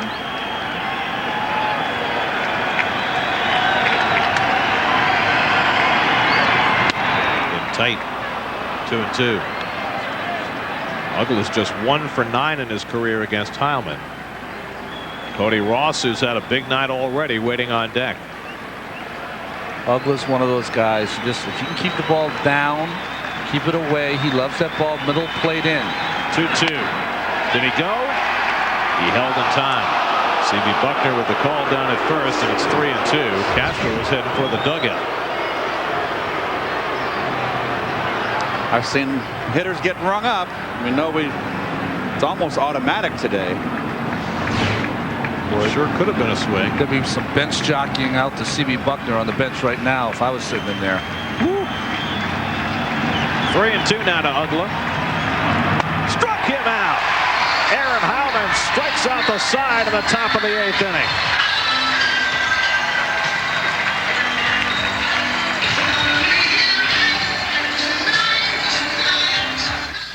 We go to the bottom of the 8th inning. This is a team that badly needs for Aaron Heilmann to be successful. He's a very popular guy in that clubhouse, and they could not be happier for him. And sometimes you can have a pitcher who's been struggling, go out there and have that kind of outing, inspire your players. Part of the batting order, David Wright leads off against Renyel Pinto, and he hits it right back up the middle. And the Mets get the tying run aboard to lead off the bottom of the 8th. Very interesting that Freddie Gonzalez left the lefty in to face David Wright, who tears up left-handed. I agree 100%.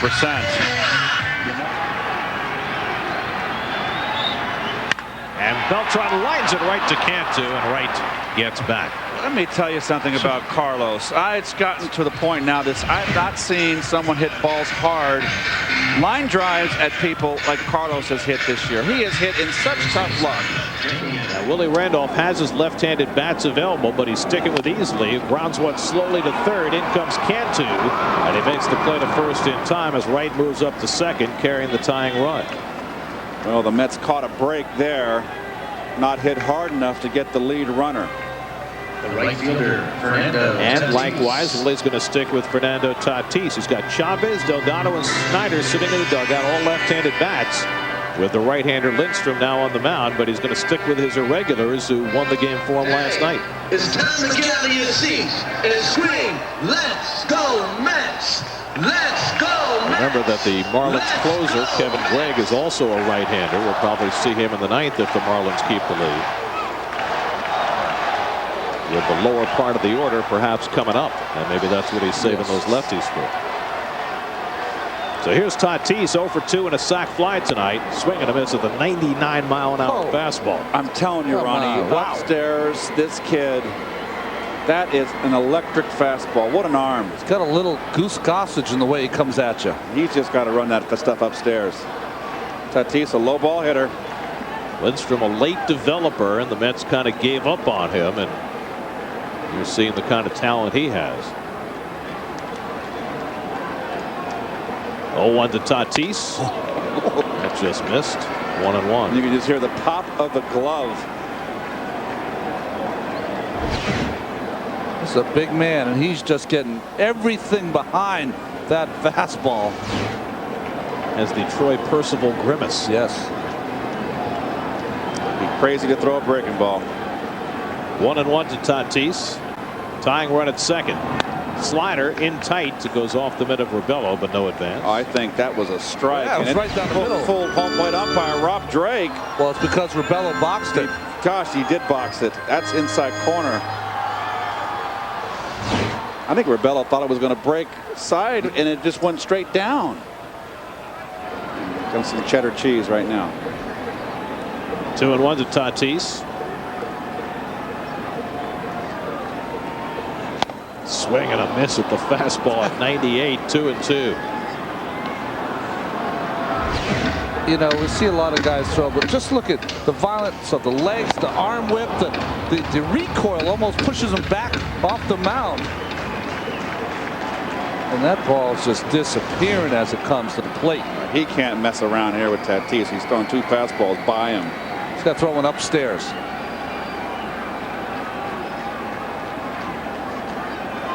2-2. All the way. Only got a piece of that fastball. Well, Tatis was shortening up there. Just got a piece of that to stay in the at bat. Well, Castro hoping for a turn on deck. The Mets have 8 hits. The Marlins have 4, but Florida's hit 3 home runs tonight, including a pair from Cody Ross, and the Mets are a run behind in the 8th. And there's Delgado with a bat. You've got Castro and then Nick Evans scheduled. So perhaps Delgado getting ready for a trip to the plate for one of those two. 2-2 to Tatis. Lifted toward the right field line. That'll slice away and go foul. My feeling right now, Ronnie, is that you would just shift the whole defense to right field. Your outfield, you move your right. Cody Ross is fine where he's at in right. Get your center fielder over a little more. More gap on your left fielder. Get Ugla over in the hole. Ramirez more up over the up the middle. And don't throw an off-speed pitch. Just keep pounding the hard stuff. This will be the 7th pitch to Tatis. Struck him out. Foul tip held by Rebello, and the inning is over. So Matt Lindstrom comes in to throw heat, gets a couple of outs, and keeps the Mets a run behind as we go to the 9th at Shea. 1-2 to Rebello. Hit towards short. Tough play for Reyes on the backhand. The off-balance throw, and he got him! Outstanding play by Reyes on a knuckleball hit to his backhand, and he throws out Rebello 2 down. Well, the play here is the throw. He gets to the ball, not hit hard, and that's just the strength of his arm right there. That is a terrific play.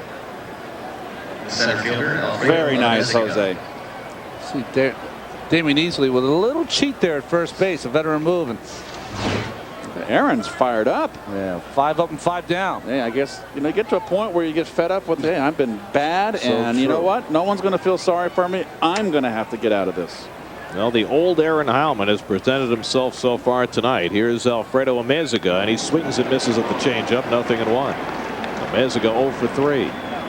5 up and 5 down for Heilmann. 4 of the 5 have gone down by the strikeout.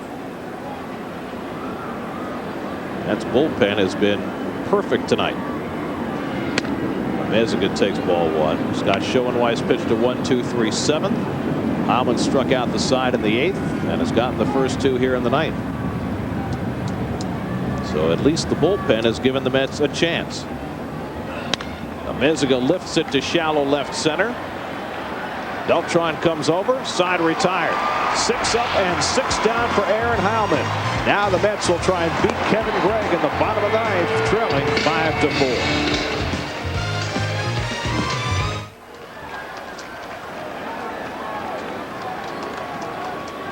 Chavez rockets one to deep right field. Back goes Ross to the wall, and it's out of here!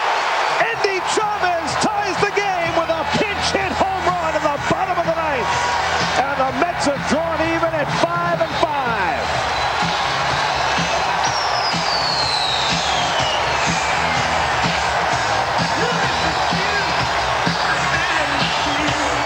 First home run, first RBI of the season for Endy Chavez.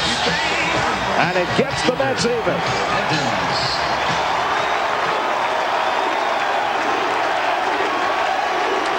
And they are chanting Endy. Nick Evans fouls one at the plate. First career pinch hit home run for Endy Chavez.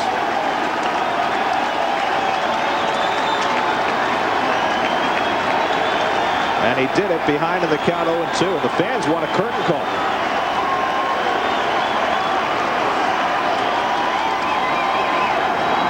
Evans swings and misses at the slider 0-2. He's behind in the count too. Gregg with a fastball tried to come in, or else he made a mistake. But Endy just turned on it. The Mets' second pinch hit home run of the season. Marlon Anderson had one against Washington in April. 1-2 now to Evans. Let's see, he wanted to come in, Ronnie. That ball's just up in the zone, middle. That is the Endy Chavez of the World Baseball Classic for Venezuela. Power guy. Broken back bloop. In comes Oblong. Plays it on a hop and throws out Evans for the first down. So now one away. Endy tied the game. Now the Mets trying to set about to win it. There it is. The ball bleeds back out. Oh, enough. Look at Endy turn on it. Open the hips. Barrel through. Well, sometimes you face a hitter and you don't respect his ability to power you out of the ballpark. And Gregg not making that pitch and Endy making him pay. Now Carlos Delgado hearing cheers as he's announced into the game as a pinch hitter. Carlos has 2 pinch hit home runs in his career.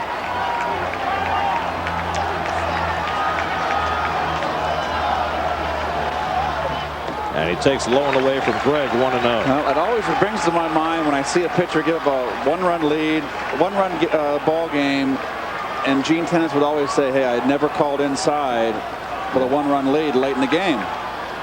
You want to try to hit a home run? Well, here, try to pull this one out of the ballpark on the outside corner. Well, this is a good fit for Delgado, a guy who pitches down, has that little slider he throws down and in.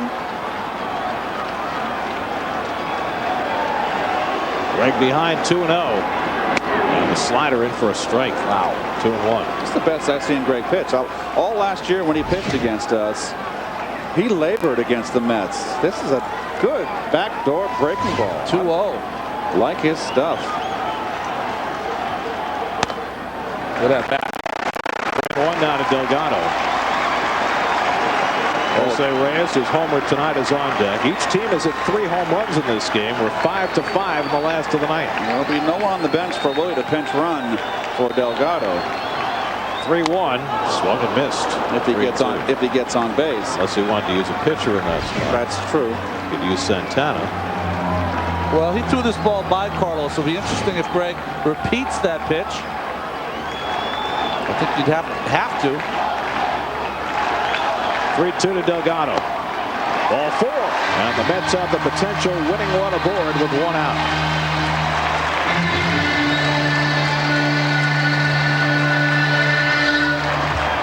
The only man left in the dugout among position players for the Mets is Brian Schneider. Ball just missing. He went back with the fastball. Good eye, good at bat by Carlos Delgado. So Delgado will stay in to run for himself, carrying the potential winning run. Reyes tonight a double, a home run, and 2 strikeouts. And he takes the breaking ball for a strike.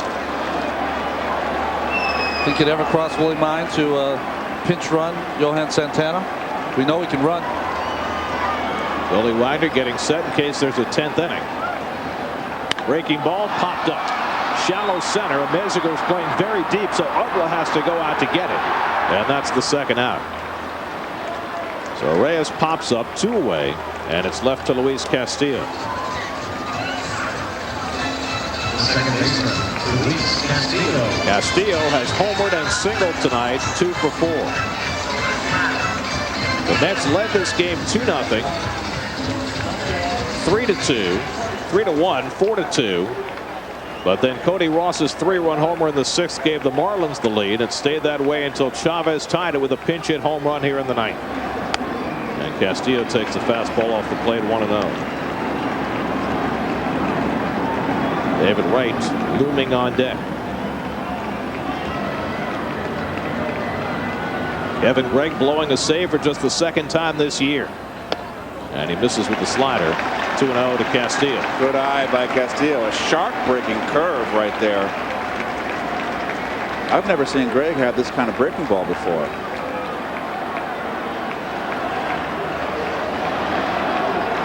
On 2-0, Castillo taking all the way, and the fastball misses. 3-0. A walk would push the winning run to second base and bring up Wright.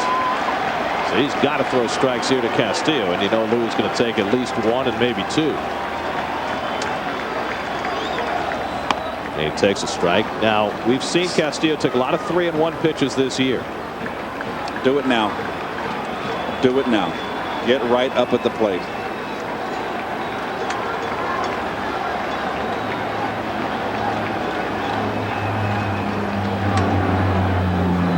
Boy, this is quite a ball game.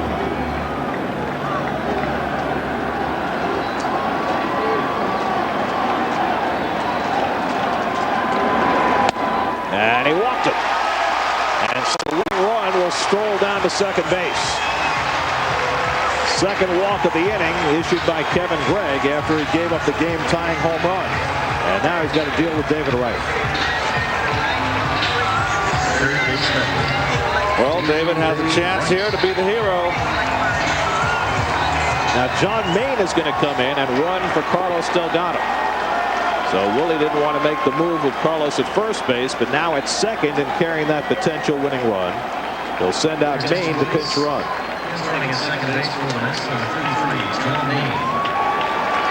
So Maine, who's scheduled to pitch Friday night against the Dodgers, gets his legs loose out at second base. The King of Queens weighs in.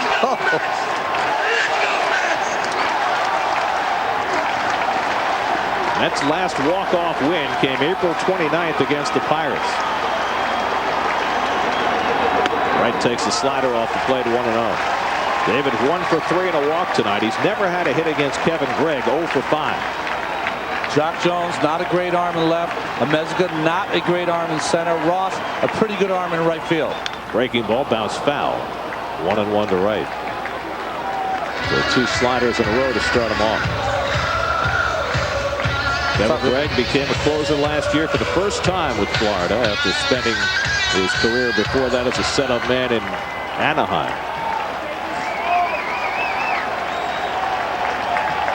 1-1. Fouled away. Got a fastball and fouled it off, 1-2. Well, David right now has got to do what he does best with 2 strikes. As you see that 2-out batting average with runners in scoring position. And there's Joe West. And there's the winning run right there, and John Maine on second base. David's got to shorten up, go the other way. 1-2. Breaking ball hit in the air to right field. Over toward the corner goes Cody Ross. He's got room. And we're going to extra innings at Shea Stadium. So Wright flies out with 2 men on, but the Mets rally to tie it in the bottom of the 9th. Aaron Heilman did the job in relief to keep it close, and Endy Chavez ties the game with his first career pinch hit home run. On to the 10th, 5-5.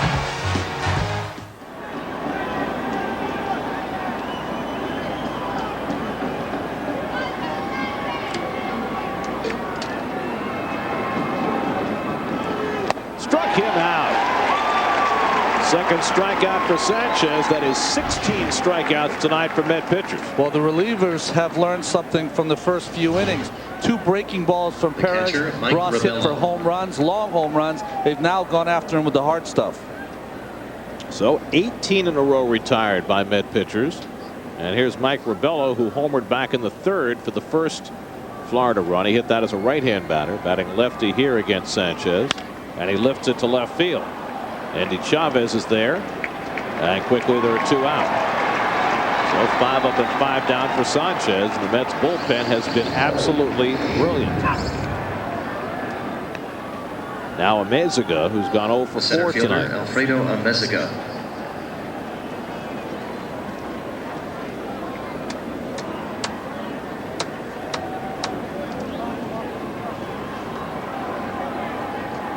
The Brewers have beaten the Braves tonight 1-0 on a Ricky Weeks RBI triple in the bottom of the 8th.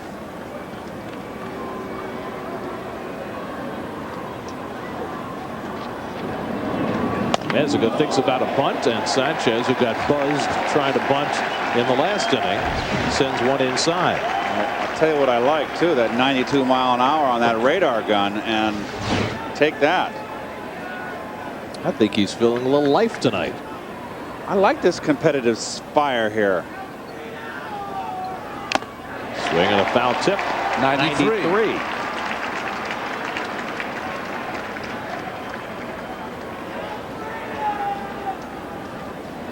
So Sanchez letting it go, perhaps as well as he has since the injury.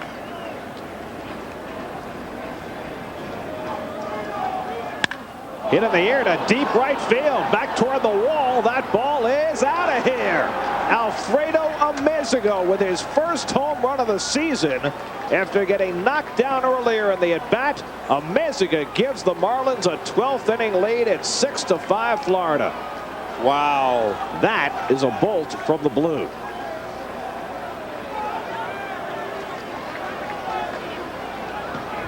That is only the 10th home run of Amezaga's career.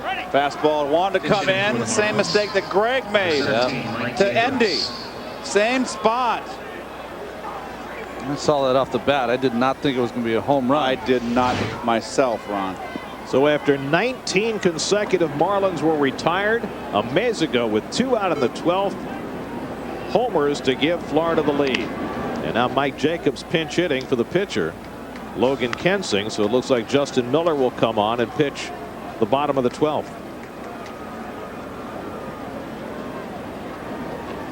Jacobs started the first 2 games of the series, went 2 for 6.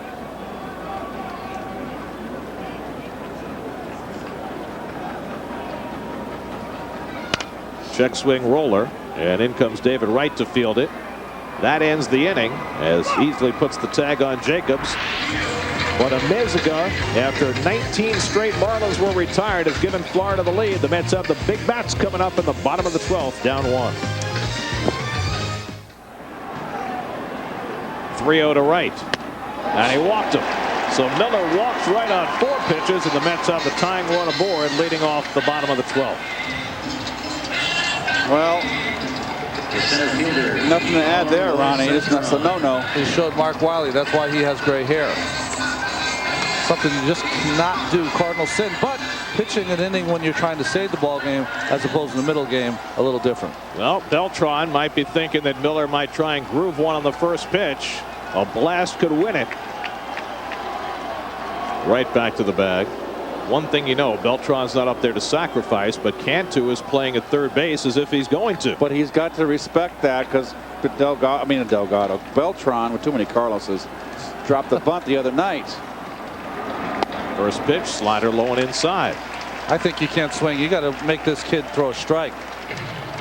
Well, Beltran's been pulling from the left side, which is a positive here because Ugla has to play kind of double play depth. And Wes Helms at first base has to guard the line. So there's a big hole between first and second. And when a pitcher's getting behind, not throwing strikes, tends to not pay any attention to the runner on first. 1-0, and there's his first strike after he missed with his first 5 pitches. Well, I think David's not going to attempt to steal here with Carlos up. I think he's going to leave him the hole. Yeah. And right back to the bag easily. The Mets have out-hit the Marlins tonight 10-5. There have been 7 home runs hit in this game, 4 by Florida, 3 by New York. And Beltran takes a strike on the outside, 1-2.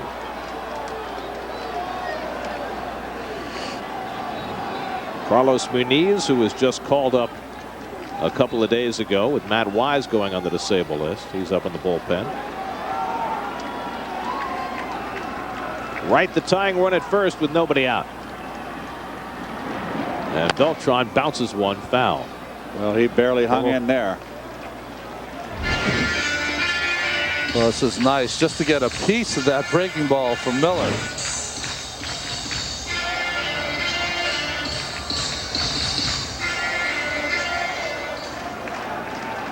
.30-year-old Justin Miller, who began his career in Toronto, was very good for Florida. Was in 62 games last year.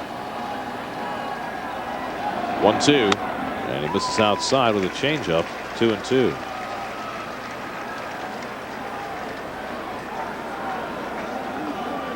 Johan Santana still has those batting gloves on. He's waiting to be called. 2-2, and right back to the bag. Nothing would be better for the Mets and Willie Randolph than a 3-2 count. You can send David. I think he'd take one swing and one long ball right now. 2-2, up and away, and a full count. 3-2 to Beltran. So now you have to figure right's going to go. That's not even close, that pitch. 2-2 fastball to set up the 3-2 change. I don't know. Oh, someone's birthday. Happy birthday to you. Beltran trying to provide the gift.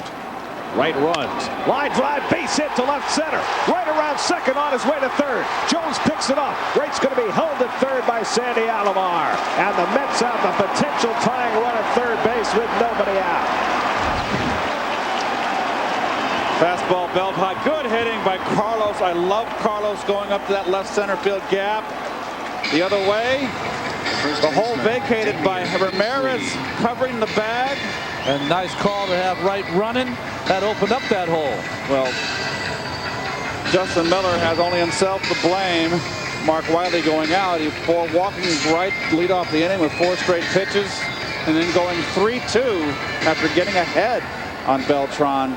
It's different, Keith. Pitching in a save situation when you haven't done it. If you watched him, he's walking off the mound a lot. He's pawing at that mound with his spikes. And Taylor Tankersley getting up just in case. Well, the Mets have a right-hand hitter up now in Easley, another right-hand hitter on deck in Tatis. Then you've got the 2 lefties in Chavez and Schneider. The Mets are a fly ball away from tying it, an extra base hit away from winning it.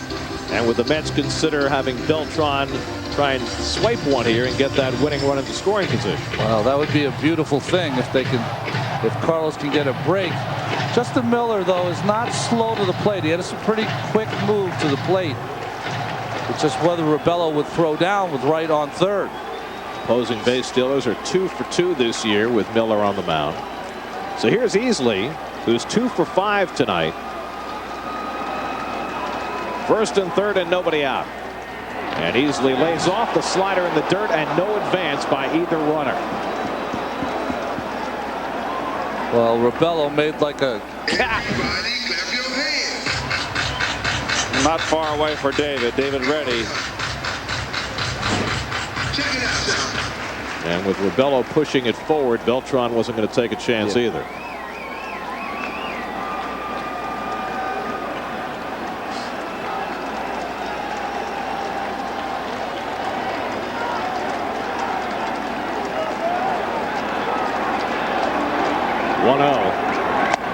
Easley takes a letter high strike. 1-1. Fernando Tatis waiting on deck.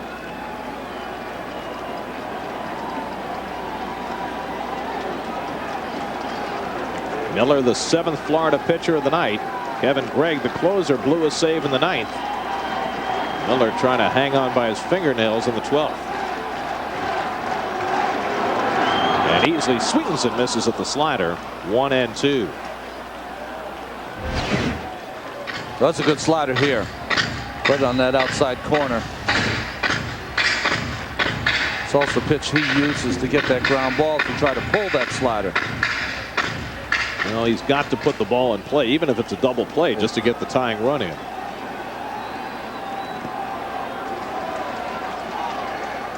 One and two to Easley, and he lays off that slider. 2-2. Miller seems to have a lot of confidence in Rubello's ability to stop that ball.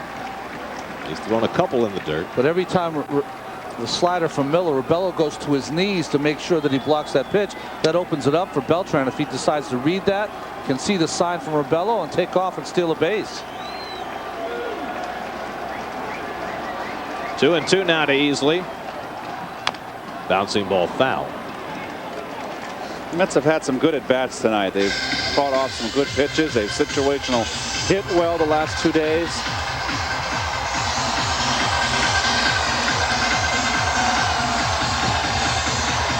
Let's see if Miller tries to, on this count, tries to sneak a fastball inside. That's what he did earlier in the count after all these sliders.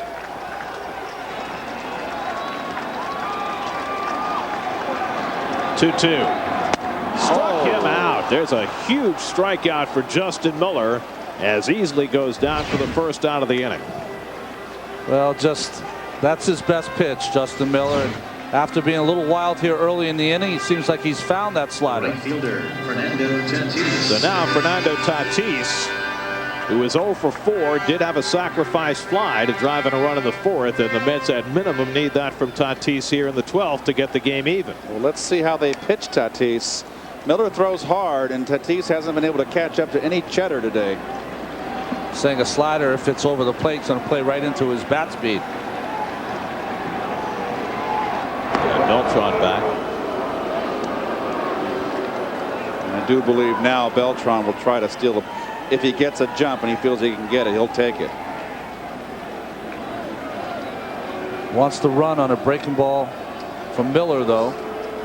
Catcher Rubello giving signs to the infield in case there's a attempted double steal. I doubt it. Just be a regular steal if anything at all. You don't want to run yourself out of an inning. And Tatis lines one down the left field line. That's an extra base hit to the corner. Wright comes in with a tying run. Here comes Beltran being waved around third. Beltran heading for the plate. He will score and the Mets win it. A game-winning 2-run double for Fernando Tatis, and the Mets win it in the bottom of the 12th, 7-6.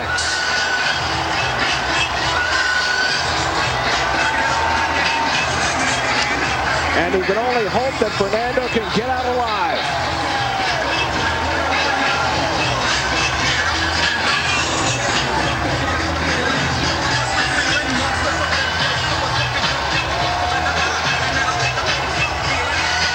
Well, guys, with the Met team fighting to find their identity for this season, they might have looked at him in the mirror tonight.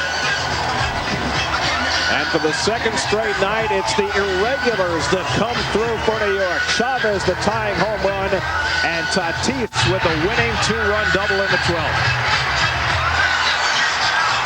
Well, we talked about Tatis, and you know what? There's a veteran hitter there. I wouldn't be surprised, Ronnie, if he looked fastball in. He turned on that fastball with Beltran, a gap, but ball down the line. He's going to score. And that is just an incredibly huge win for this ball club. Watch Tatis eyeball as he goes to third base. Wow. Well, Fernando Tatis claimed by the Mets off the scrap heap 9 years after his big season in St. Louis. And he comes through with an enormous hit for the Mets as they come from behind in the bottom of the 12th. Tatis drives in the tying and winning runs. A 3 RBI night for Tatis. The Mets take 2 out of 3 from the first place Marlins and can feel awfully good about themselves for the first time in a while.